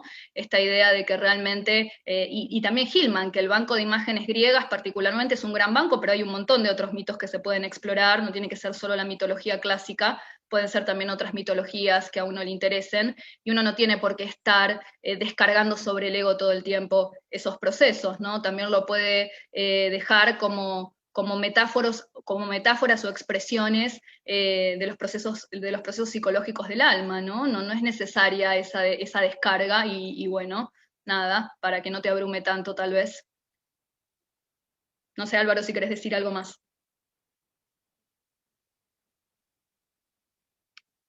¿Te podés desmutear? Ahí está. Aquí. Hola, ¿qué tal? Hola, ¿cómo estás? Gracias por la charla. Me pareció, como te dije, full información. Obviamente captaba, yo creo que el 30% o 20%, si es que, pero nada, mira, fíjate que yo me formé en antropología, ¿no? Tengo un doctorado en antropología en la Universidad de Salamanca y si bien nosotros trabajamos muchas temáticas de mitología, pero más bien precolombina y qué sé yo, me hacía falta mucho el engarzarlo con alguna cosa más cotidiana, ¿no? Como lo hace, me gusta mucho como lo hace Zizek cuando te cuenta películas, ¿no? Te cuenta espacios de películas y tú dices, ah, ok, yo esto lo engancho con una vía cotidiana, sobre todo en la terapéutica, que me ha costado. Entonces, pero vale, igual eso me asustó un poco, ¿no? Tengo que No, decírtelo. Me asustó. está muy bien, está muy bien, está muy bien, pero bueno, nada, no, me parece que no hay Vale, ninguna presión de que lo tengas que asimilar y quizás lo que vos tomes de lo junguiano fluya más por otro lado, como no hay tampoco una presión de que te tengas que de pronto absorber toda la biblioteca de mitología y que a partir seguro. de ahí, no, para nada, para nada, para nada, no, no. ¿Y tú crees que el curso, porque yo estoy re que estoy interesado, estoy ya yendo a inscribirme, a matricularme y todo, va en esa vertiginosidad o va teniendo de alguna manera más pausas o qué? ¿Cómo lo ves? ¿Cómo lo ves venir? No, va a haber mucha pausa y mucho espacio. De hecho, va a estar los espacios con galán, con carretero, y después va a haber un espacio de afianzamiento donde vamos a trabajar muy, muy a detalle. Acá porque, bueno, es 1 hora y media nada más que tenemos para compartir un montón de información. La información, el tema era muy complejo, yo prefería ir por algo más rico y por algo más sustancioso y no por algo más básico, ¿no? Quizás ese fue un error mío, pero la verdad es que prefería compartirles cosas que me parecían un poco más ricas, ¿no? Y que de última, nada, también aceptando que hay gente que viene del mundo junguiano o que ya viene con algún interés con esto o con algún recorrido y gente que no, ¿no? Pero no, va a haber mucho espacio para metabolizar, van a ser 2 años de trabajo con mucho espacio para poder, no, yo creo que no va a ser abrumador para nada.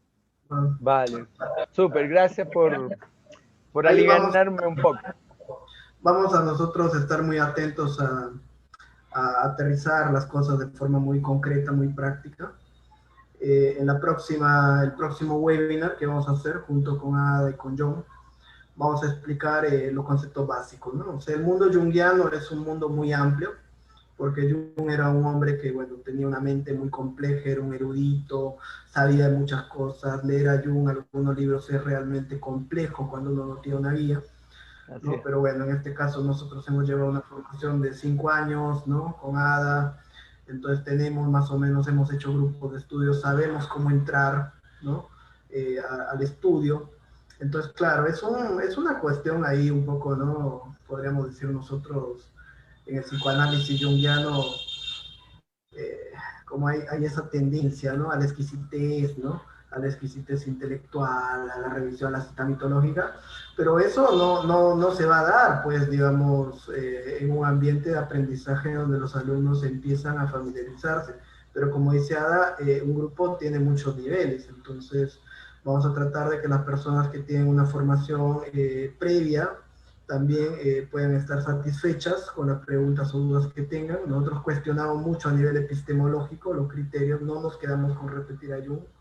Por ejemplo, el mismo concepto de inconsciente es un concepto muy complejo, metafísico en gran medida, porque todo lo que podemos decir del inconsciente es desde la conciencia. Nadie ha visto lo inconsciente, ¿cierto? Lo inconsciente es una suposición que el mismo Jung dice que hacemos desde la conciencia, ¿no? Entonces hay muchos conceptos como arquetipos, el mismo concepto del proceso de ideación, no hay ninguna prueba científica de que exista realmente un proceso que nos lleve a ser nosotros mismos. Entonces todo ese trabajo lo vamos a discutir. Pero digamos, el trabajo junguiano nosotros lo planteamos en 4 pilares muy básicos, que es uno, esta relación con el inconsciente, ¿no? Que en Jung se llama de alguna manera la vida simbólica, esa conexión con el mundo simbólico. Y ahí hay 2 cosas a señalar básicamente, ¿no? Que es muy sencillo. Es cuando uno va al encuentro de esos contenidos a través de las técnicas, como planteada, como la imaginación activa, cuando uno va a esa búsqueda, a veces en ciertas prácticas, como la meditación, también aparecen esos contenidos en estados espirituales, en estados holotrópicos, psicotrópicos, con el consumo de plantas como el ayahuasca o sustancias como el LSD. Entonces uno va a la búsqueda de esas situaciones, ¿no? O en experiencias místicas, religiosas, peregrinaciones. Pero ocurre también cuando el contenido inconsciente viene a la búsqueda del yo. Aparece, se impone al yo, ¿no? A través de la patología, lo que decía Hillman, las diversas formas de representación.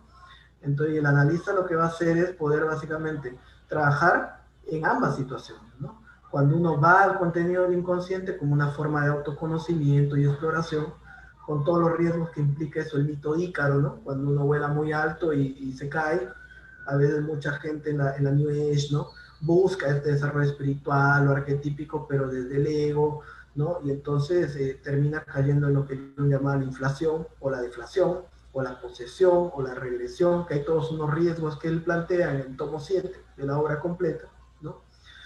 Vemos una persona que de repente no sabe qué hacer con su vida, ¿no? Intuye en ese mundo inconsciente arquetípico que hay algo, toma ayahuasca en la Amazonía y de pronto él decide que él va a ser chamán, ¿no? Y como vio que tenía luz en las manos, que él tiene el don de la sanación por la imposición de manos. Entonces, cuando no hay una diferenciación entre el complejo personal, el contenido arquetipal, ¿no? Pasan estas cosas y uno puede terminar confundiéndose, ¿no? Entonces, hay una dimensión que tiene que ver con esa diferenciación entre lo que es del yo, lo que es del mundano, personal, y lo que es más arquetipal. Y entonces, a veces en esa búsqueda se nos imponen motivos como el del sanador, o una madre, por ejemplo, que se cree la gran madre y que puede resolver la vida del hijo, y eso no, nadie puede ser, decían por ahí, ¿no? Nadie puede ser la madre perfecta, nadie puede ser, ¿no? Decía Chavarría en uno de los lives que hace Collón, nadie puede ser el terapeuta perfecto. Entonces, hay una dimensión que es de lo simbólico, lo ideal, ¿no? Por ejemplo, el símbolo del sanador, ¿no? O el símbolo de la madre, pero que nadie puede humanamente llegar a esa dimensión, ¿no? Porque es simbólico, es arquetípico. Nadie puede ser la madre perfecta, la gran madre, ¿no? Entonces, y nosotros trabajamos en esas dos, pero esa dimensión arquetipal existe también en la psique. O sea, hay símbolos que son repetitivos en toda la cultura, que no son de carácter personal. John dice que no son adquiridos por la experiencia de la persona, sino que son colectivos, ¿no? Y entonces, en ese nivel, cuando uno va a la búsqueda del inconsciente, es un trabajo, ¿no?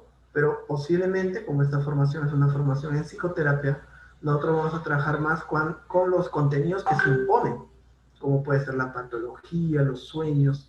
Entonces, y otra cosa importante es que en la mirada junguiana, lo inconsciente no es un producto secundario, ¿cierto? Sino que es el origen. O sea, es mejor dicho, hay una frase muy famosa de Jung que dice, uno no tiene inconsciente, el inconsciente lo tiene a uno. Y entonces en psicología y alquimia, Jung plantea algo que a veces es muy difícil de entender, y es que el estado habitual de la psique consciente es lo inconsciente, de lo que Jung llamaba la proyección. ¿Qué quiere decir? Que normalmente nosotros creemos que no somos conscientes de las cosas, pero en toda acción humana consciente hay una gran carga de contenidos inconscientes que no vemos.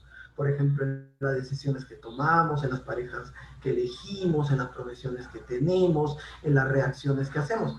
Entonces, la mirada de Jung entre lo consciente y lo inconsciente no es así, digamos, separada, ¿no? Como en Freud, que esto es lo consciente y esto es lo inconsciente, sino que ambos están constantemente mezclados, ¿no? Es como cuando uno busca el oro, ¿no? La pirita, viene el oro con la piedra, la pirita. Entonces, sacar el oro, esa separación, ese proceso químico, que le podemos llamar nosotros la técnica, la relación, el proceso analítico, ¿no?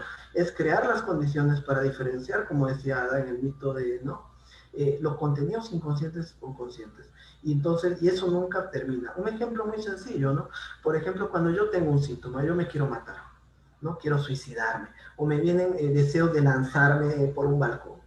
Entonces, el trabajo es, yo soy consciente de ese deseo, porque en el mundo simbólico siempre hay una parte consciente, pero hay una parte inconsciente, y el trabajo es descubrir ese contenido inconsciente. ¿Qué es lo que simboliza el quererme lanzar? De repente simboliza el deseo de dar un salto hacia un lugar que no estoy pudiendo, ¿viste? Entonces, y ahí lo delicado es no caer en la interpretación racional del símbolo, no caer en una especie de análisis intelectual del símbolo, ¿no? Y entonces, si una persona, por ejemplo, de pronto yo siento que quiero, no sé, pues matar a mi ex, ¿no? Por ejemplo, evidentemente, si lo tomas literal, ¿no? Va a tener una repercusión distinta a si tú te preguntas qué es lo que simboliza inconscientemente este deseo de quererla matar. Entonces, el trabajo no es como en el caso freudiano, descubrir lo inconsciente y que de pronto aparece una gran revelación, como el caso de Ana Ono, lo que había detrás de la fobia al agua, ¿no? O el caso de Juanito, sino darnos cuenta que en toda situación de la vida, incluso en las cosas de las cuales nosotros nos creemos muy, muy sabios y conocedores, hay una gran cantidad de contenido que está operando y que no estamos viendo, Por eso Jung planteaba que la primera enfermedad psíquica es la ceguera, ¿no? ¿La ceguera de qué? De todo lo inconsciente que no vemos cuando supuestamente estamos conscientes, ¿no? Y entonces eso es importante para Jung. Y eso es muy sencillo, o sea, el recurso más importante y más sencillo en la psicoterapia es la toma de conciencia.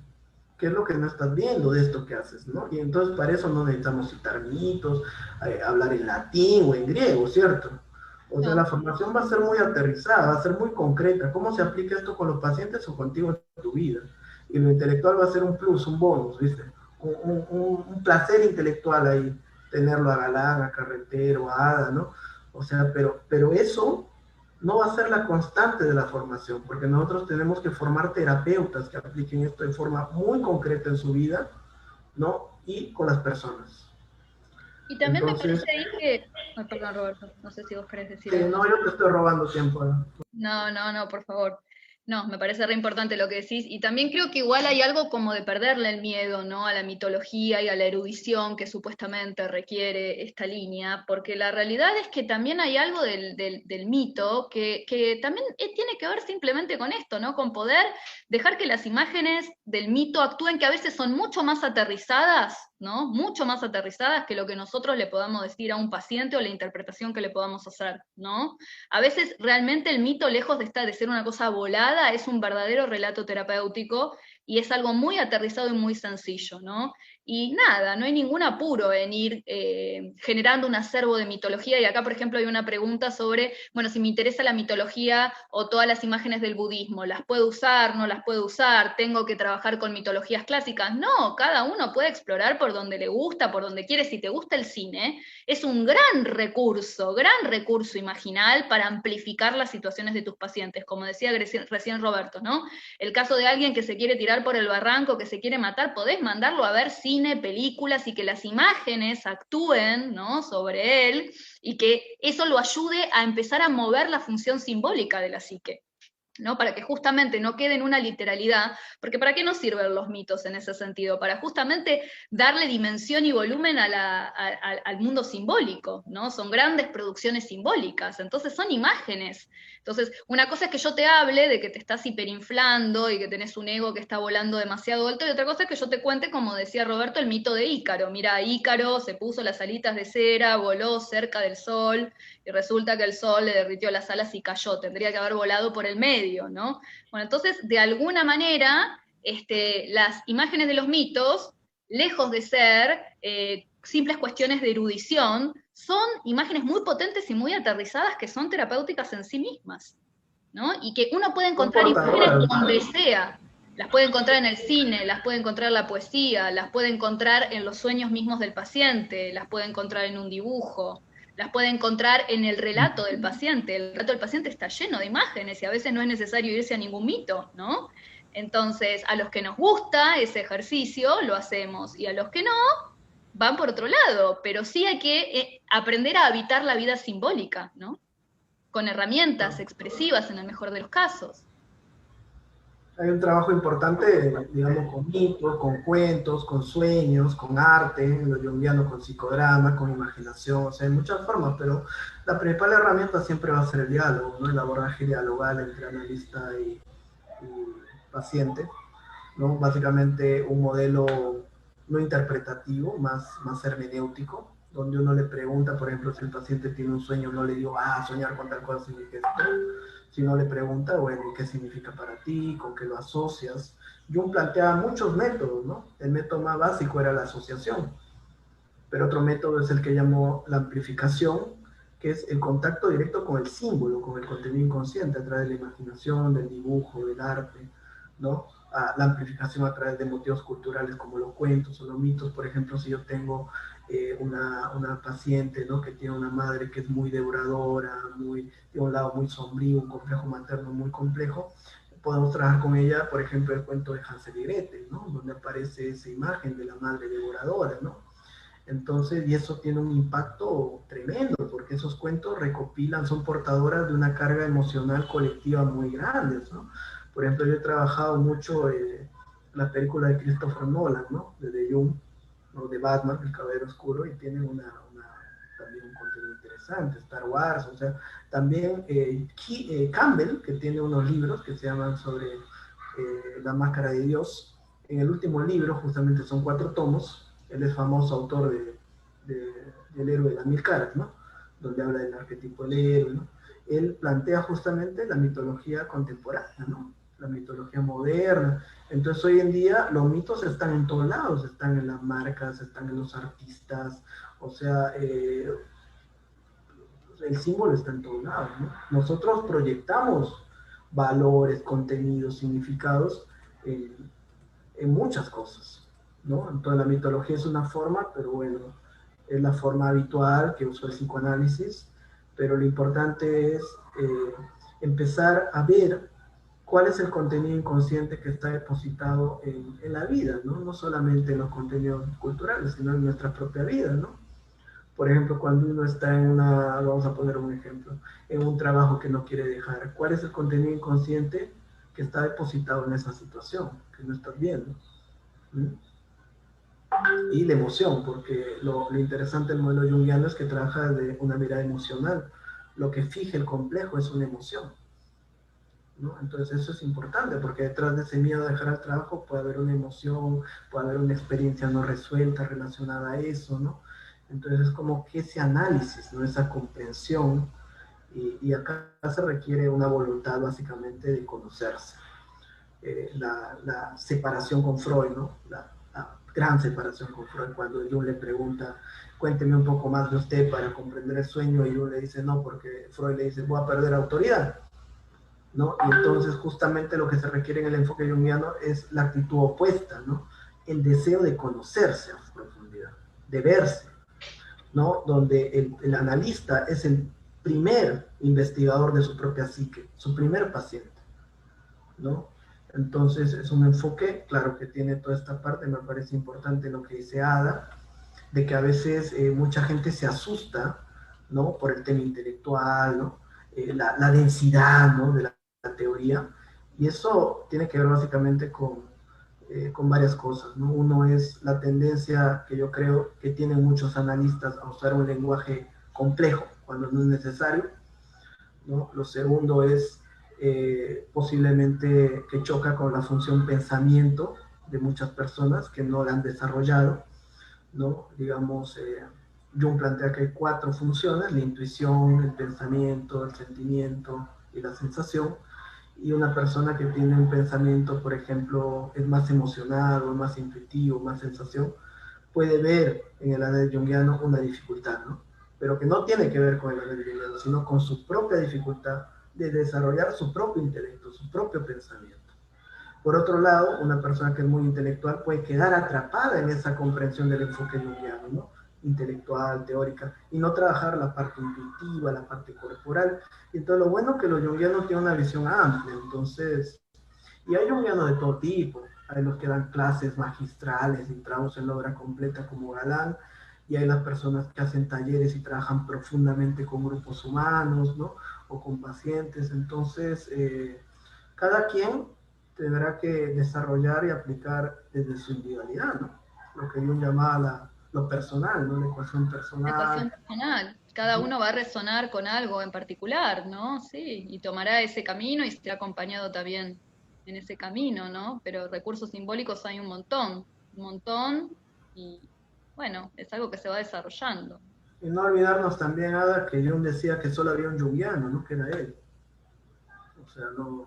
Después el resto, sí, cada uno se apropia de la herramienta a su manera, ¿no? Y está bien, yo creo que es una línea que también ofrece esa libertad y propone ese encuentro con la propia identidad como terapeuta también, ¿no? Por dónde le fluye a uno, ¿no? Sí, y además hay mitos muy concretos, ¿no? Por ejemplo, en el caso de Carretero, yo supongo que vamos a revisar mitos muy concretos en relación a las patologías, porque vamos a hacer un desarrollo de toda la parte patológica. Por ejemplo, en el caso del duelo, el mito de Orfeo y Eurídice es crucial, ¿no? Esta no aceptación de la Sí, pérdida, descenso pero al es que es infierno. eso, los mitos está codificada, bueno, eso lo decía Jung, era la forma de psicología que hacían los antiguos, ¿no? Entonces está codificada toda la experiencia arquetípica humana, que era, bueno, un poco lo que decían así, ahí, ¿no? Son relatos terapéuticos justamente porque en el fondo hablan de lo humano, ¿no? hablan de las experiencias del alma humana, ¿no? Entonces, pero me parece que es esto, la mitología es una de las formas en las cuales, esto también que decía un poco el Eclesiastés, ¿no? Que no hay nada nuevo bajo el sol, que en el fondo, tanto en todas las formas del arte, en la pintura, en el cine, en la danza, ¿no? En el fondo siempre estamos recreando una y otra vez las experiencias humanas, ¿no? De manera simbólica. Entonces cada uno lo que va a hacer es conectar con la forma simbólica que más le cuadre, y de hecho nosotros no llegamos a desarrollar todas las técnicas expresivas, pero está la imaginación activa, está el movimiento auténtico, está la caja de arena, los recursos expresivos con el arte. El cine es alucinante como recurso de amplificación simbólica, ¿no? Porque la técnica en el fondo que está vibrando acá abajo es una técnica que se llama amplificación, que tiene que ver con enriquecer, ¿no? La posibilidad simbólica del paciente para pensar su propia vida, ¿no? Entonces a mí me hace acordar mucho un sueño que cuenta Jung, que él tuvo un sueño donde aparecía Sigfrido, ¿no? Del anillo de los Nibelungos, ¿no? Y que él lo asesinaba a Sigfrido. Y que la interpretación de uno de sus compañeros del círculo de psicoanálisis es que él lo quería matar a Sigmund Freud, Sigfrido, ¿no? Sigmund Freud. Esta cuestión de matar al padre, y que claramente él estaba en ese que sí, sin dudas, pero Jung lo que dice es que en realidad Sigfrido es el gran héroe, ¿no? De la cultura germánica, ¿no? Y que en realidad lo que él necesitaba era asesinar al héroe en él, ¿no? Entonces él lo toma por el lado del mito, ¿no? A él le resuena ir más por el lado de la figura de Sigfrido como una figura arquetípica, ¿no? No va tanto por la vía del significante, que también es una vía y no es incompatible y podría ser, sino que él se va por el lado de la amplificación mitológica, ¿no? Y bueno, y hay terapeutas que enriquecen y amplifican la experiencia, ¿no? Y su propia experiencia a través de ese canal. A veces hay gente que es esto, va a buscar una película, hay gente que para amplificar los símbolos danza, y eso es fabuloso, es hermoso, de hecho, la técnica del movimiento auténtico es hermosa, o hay gente que mete las manos en la arena o que se pone a dibujar un mandala. El tema es habitar la vida simbólica, y esto que decíamos de que no hay recetas, y descubrir cuál es el propio modo de explorar lo inconsciente, ¿no? ¿Cuál es la manera facilitada que cada uno tiene? Nos quedan 10 minutos, hay algunas preguntas. Acá vamos a tener que cerrar puntual porque tenemos una actividad. Perdón, y gracias a todos por acompañar. Te las leo las preguntas, a ver si puedo responderlas rápido. Igual los invitamos al siguiente webinar donde vamos a entrar a los fundamentos teóricos, a los fundamentos principales con John y con Ada. Dicen Ada, bueno, pregunta, ¿hasta qué punto se puede o debe invitar salir a flote ese contenido inconsciente? ¿Cuál es el límite? ¿Cómo identificar o establecerlo? Claro, eso es importantísimo, era lo que decíamos antes, ¿no? Esto que decía William Blake, ¿no? Invita a nadar al río a aquel que ame el agua, ¿no? Eso es importantísimo. Y me parece, bueno, podemos ir ahí a la teoría clásica, a lo que decía Jung, ¿no? Tiene que ser una persona, tenemos que observar al yo, tiene que ser una persona bien enraizada en su vida, ¿no? Una persona que esté en la realidad de lo concreto y que pueda lidiar con la realidad de lo concreto, porque si no el inconsciente en la apertura lo va a avasallar, ¿no? Y también tal vez hay que ir, y eso lo vamos a ir aprendiendo en la formación, a dosificar el trabajo con las técnicas expresivas para justamente no amplificar la apertura del inconsciente antes de que se haya ido asimilando el material, ¿no? Entonces eso también requiere como un acompañamiento del terapeuta con su paciente, de un estar ahí, de un vibrar, de un darse cuenta y estar en sintonía con lo que este otro está. Por eso yo les decía, no es solamente el insight y el descubrir, sino también es el ayudar a asimilar, que es un trabajito de hormiga, ¿no? Por eso la discriminación en el mito de Eros y Psique, quienes ayudan a que ella separe esa gran masa confusa de contenido son las hormigas, ¿no? Es un gran trabajo de hormiga ese, un trabajo muy laborioso. Entonces tenemos que mirar mucho las cualidades del yo de la persona, ¿no? Si está enraizada, ¿no? Si está con los pies en la tierra, si está pudiendo asimilar el contenido que se está abriendo. Eso es importantísimo.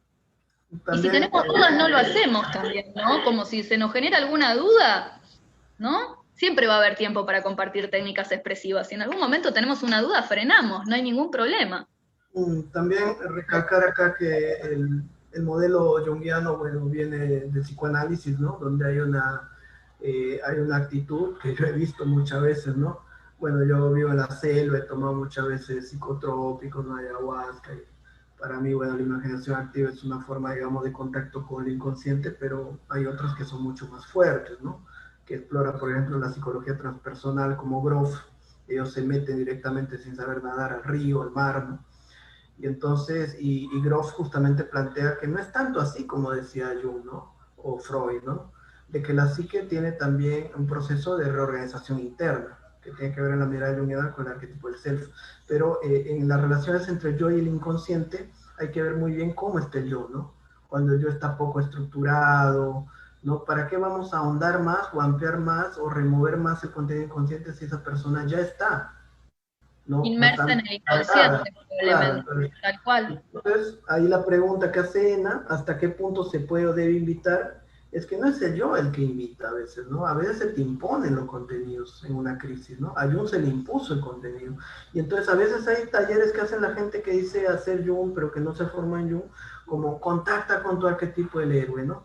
O sea, como si el yo pudiera manipular el contenido inconsciente, Bueno, esa es ¿no? la manipulación técnica de la fantasía de la que hablaba Hillman y de la que hablábamos al principio, ¿no? Como la descarga de toda esta teoría en un fin estructurante para un ego heroico, ¿no? Que va a No, pero enfrentarse al inconsciente, pero es una ilusión del ego, ¿no? es Del una yo. ilusión. Los contenidos en general tienen autonomía, como dice Jung, de alguna manera es esto, se te va a imponer un contenido y probablemente no sea el héroe, sea otro, ¿no? Y sea un contenido que Imagínate, vas a ver. imagínate, ¿no? ¿Verdad? Hacemos un taller, ¿no?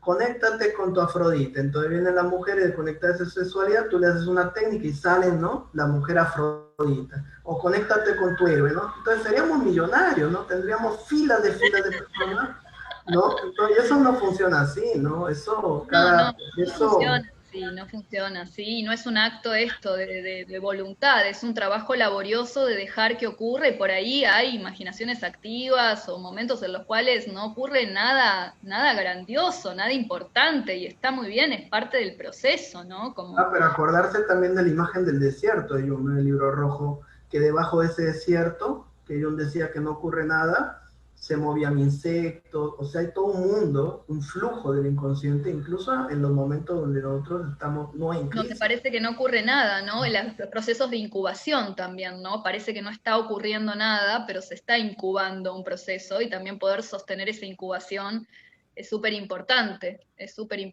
¿no? Pero sí desde lo terapéutico, esto de también cuándo le propone uno al paciente empezar con algún proceso de imaginación activa, bueno, eso es algo que también lo vamos a trabajar mucho a lo largo de la formación, ¿no? Saber cuándo podemos o con quiénes podemos proponer, ¿no? Eso también va a ser algo que yo creo que lo vamos a trabajar mucho también con Ricardo Carretero, que va a ser el que nos acompañe con los fundamentos clínicos, ¿no? Pero bueno, van a ser temas súper abordados porque son súper importantes. Claro. Rápidamente, para contestar la pregunta, Sada, Andrés dice que el postulado del trabajo analítico en cuanto a la mitología puede incluir otras culturas, maya, nórdica, hindú, griega. Totalmente. Totalmente. Claro. Después Totalmente. dice Álvaro que necesita ejemplos de la vida cotidiana. Eso lo vamos a trabajar mucho, ¿sí? Va a ser muy Sí, es aterrizado. lo que hablamos antes, que ya charlamos ahí un ratito con Álvaro, gracias. Estoy interesado en el curso, bueno, también Álvaro. Fabián dice cómo saber si un paciente está preparado para enfrentar su inconsciente. Nuevamente esto, ¿no? No es que tú lo vas a hacer enfrentar. O sea, todo el tiempo el inconsciente está ahí. El problema es que a veces el inconsciente emerge y genera una crisis, lo que Jung llama... Jung describe 4 procesos, ¿no? El primer proceso es el de, él va a llamar inconsciencia indiferenciada. O sea, uno está inconsciente y no se da cuenta de nada, no hay conciencia, ¿no? O sea, que es el estado del niño, ¿no? Donde el inconsciente y la conciencia, digamos, están mezcladas, indiferenciadas. Después aparece el estado de la conciencia, que Jung va a llamar conciencia de alguna manera indiferenciada, ¿no? Que es como que tú te das cuenta, pero a la vez no eres consciente de todo lo inconsciente que hay ahí, que él llama el estado de proyección. Hay un tercer momento que él llama la posesión, que es cuando lo inconsciente, ¿no?, invade la conciencia, que le llama un estado de inconsciencia diferenciada. Entonces es como que hay dos yo, ¿no? Mr. Hyde y Dr. Jekyll. Entonces yo no sé qué me pasó, yo no soy así. Cuando tomé, reaccioné así, fue el alcohol, ¿no? Entonces yo no sé de dónde salió esta reacción agresiva, ¿no? Entonces salió, claro, de algún lugar dentro de ti. Entonces, pero la gente vive estos contenidos inconscientes como si tuviera dos yo's, ¿no? Entonces, esa diferenciación que aparece como dos personajes que decía dentro de mí, como decía Jung, no hay peor enemigo que el otro yo que habita en el propio pecho, ¿no? La sombra, ese inconsciente, ¿no? Y entonces ahí uno lo ve claramente en la patología, en esos actos fallidos, ¿no? De los que hablaba Freud, en esas respuestas emocionales desmedidas, ¿no? Donde uno se desborda, ¿no? Pero el hecho de que uno la ve ahí no significa que no esté en un estado cotidiano, ¿no? Y el último estado, que Jung va a llamar conciencia diferenciada, donde uno ya empieza a diferenciar, ahora me viene esto por esto, ¿no? Me siento amenazado, entonces viene este impulso, entonces empieza a diferenciar, empieza a conocer su inconsciente, empieza a conocer sus complejos. Entonces ese trabajo, ¿no? Y obviamente a veces uno vuelve al primer estado, a la regresión, a esos estados donde no había consciente, donde uno está totalmente imbuido en lo inconsciente, ¿no? O poseído por lo inconsciente. Y entonces ahí el paciente, no sé si el terapeuta es el que debe guiar al paciente hacia el inconsciente, porque el inconsciente siempre está y a veces se impone, ¿no? Pues ahí está. Bueno, preguntan también si se aplica con empresas, Ada, el enfoque junguiano, si se puede aplicar. Sí, yo he visto aplicaciones del enfoque junguiano a la empresa, sí, sobre todo con las tipologías y test basados en la tipología. Hay un test, ¿no? Basado en la tipología junguiana que se aplica a empresas para los procesos de admisión. Sí, sí, hay, claro que hay. Bueno, hay muchos elogios, Ada, estuviste muy bien, excelente, a la altura, espectacular propuesta, me encantó cómo la desarrollaste, me encantó tu Muchas energía, gracias, muchas placer gracias, me alegra mucho. escucharte, gracias por la generosidad. Dice No, Andrea, ¿la formación está avalada o relacionada de alguna manera con el Instituto de Suiza? No, no, Andrea, no, no está avalada, tendríamos que nosotros cobrarles en marcos suizos para avalarla, ¿no? Entonces, de ninguna manera. Es una formación privada para el que quiera formarse y aprender en Jung, ¿no? Entonces es básicamente, ahora después si uno quiere hacer el proceso analítico, ¿no? Ese proceso más o menos dura 5 años, tiene un costo promedio de $25,000 para ser analista, ¿no? Hay que pagar análisis, supervisión, ¿no? O sea, son dos procesos diferentes, el de formarse y el de postular para ser analista, ¿no? Entonces son dos procesos muy distintos. Ahora, como parte del proceso de formación analítica, tienes que saber teoría, porque tienes que hacer un examen teórico intermedio, ¿no? Bueno, yo trabajo con símbolos, mitos, biografía de Buda. Mi duda es si recomiendas seguir enfocándome o también echar mano de toda la mitología que mencionas. ¿Qué propondrías, Ada? ¿Me relees un poco, Roberto, que no te escuché bien? Si él trabaja con budismo, si debería Ah, seguir sí. enfocándose en eso o explorar otras mitologías. No, no, lo que eso ya lo habíamos respondido un poco, ¿no? Como yo había leído así un poco la pregunta al vuelo, y sí, totalmente, si el interés va por el lado del budismo, yo de hecho estoy estudiando una diplomatura en budismo, me parece que tiene unas herramientas alucinantes, ¿por qué no? Y me parece que la plataforma junguiana permite esa integración también, ¿no? También es un gran discurso simbólico. Andrea dice que hay psiquiatras y psicólogos que rehuyen de su propia mente inconsciente, ¿no? Que las carreras universitarias no garantizan. Yo te diría, Andrea, que hay psicólogos que ni siquiera saben qué es la psique, qué es hacer psicología, que hacen una psicología desde fuera, interpretan los contenidos, dan consejos, pero no entienden absolutamente qué está viviendo el paciente, qué le pasa, ¿no? O sea, hacer psicología desde afuera, como diría Hillman, no es hacer psicología. No, es una disciplina de la interioridad. ¿No? Es explicar, no sé, teorizar. Hacer psicología es relacionarse directamente con el contenido psíquico del paciente, ¿no? De forma fenomenológica. Bueno, no vamos a poder seguir, creo, con las preguntas, Ada, porque tenemos que Tenemos comenzar. que ir cerrando. Bueno, un placer, muchas gracias, muchas gracias. Bueno, antes del cierre, también comentarles la invitación, ¿no?, a la formación que estamos realizando. Los interesados pueden comunicarse vía WhatsApp. Comenzamos el 17, es una formación donde va a estar el doctor Galán, el doctor Carretero. Vamos a estar nosotros como equipo reforzando constantemente.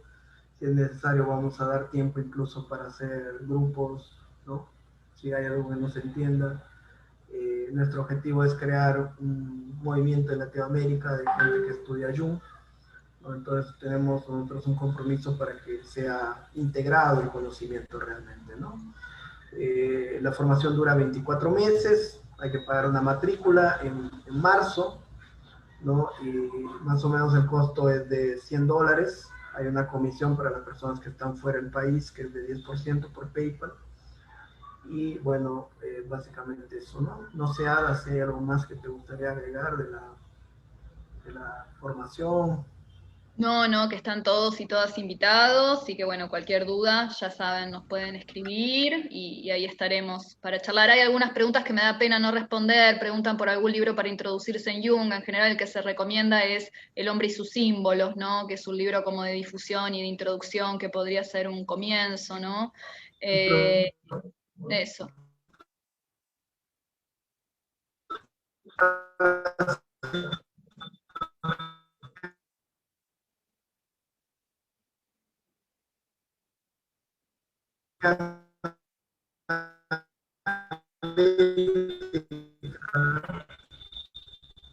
Que Sí, se escucha muy mal, es verdad, se escucha muy mal. No sé qué es lo que está queriendo decir Roberto. hicimos unos webinars con John en la psicología analítica. Compartirles el link de la formación nada más, que está en pantalla. Cualquier duda la pueden resolver ahí. Hay un video explicativo, hay un brochure. Bueno, agradecerte, Ada, el tiempo, la presentación. Un placer. Invitarlos a todos la próxima semana. También en 2 semanas vamos a estar con el doctor Rubino. Ada, si quieres, no sé, invitarlos. Sí, por supuesto. Vamos a intentar entrevistar a Vicente, que bueno, es un ser realmente muy hermoso, muy profundo, un verdadero junguiano. Así que bueno, nada, yo realmente les recomiendo muchísimo, muchísimo que lo conozcan. Tiene libros maravillosos escritos, trabaja mucho con su vida simbólica, un verdadero habitante del mundo simbólico. Así que nada, creo que va a ser súper interesante que lo conozcan. Así que bueno, vamos a hacer Bueno, todo lo posible para trasladarlo, ¿no? Es una persona mayor ya, así que bueno, vamos a ayudarlo a gracias también, también muchas gracias a Ada Serioni, que estuvo acá conectada. Ella también Gracias, Ada. Gracias por haber estado. Qué placer. va a dar la primera clase maestra Ada va sobre... a ser la primer docente de clase maestra. Un lujo también. La grabación van a quedar en el Facebook, en la fanpage, lo que preguntan Cindy. Sí, Ada sí da terapia virtual, yo también, o sea, damos terapia dentro del instituto. Cualquier duda, con confianza nos pueden escribir a Ada o a mí al WhatsApp. Pueden pedirme también cualquier información adicional. La formación dura 24 meses, entonces son 24 pagos más una matrícula, o sea, son 25 pagos en total. Hay algunas preguntas que estoy tratando de responder acá. El libro para introducirse, El hombre y sus símbolos, Recuerdos, sueños y pensamientos. El libro, también el libro que es Introducción a la psicología analítica. Bueno, muchas gracias, tenemos que cerrar, nos están pidiendo la sala. Bueno, hasta luego. Ada. Muchas gracias. Adiós.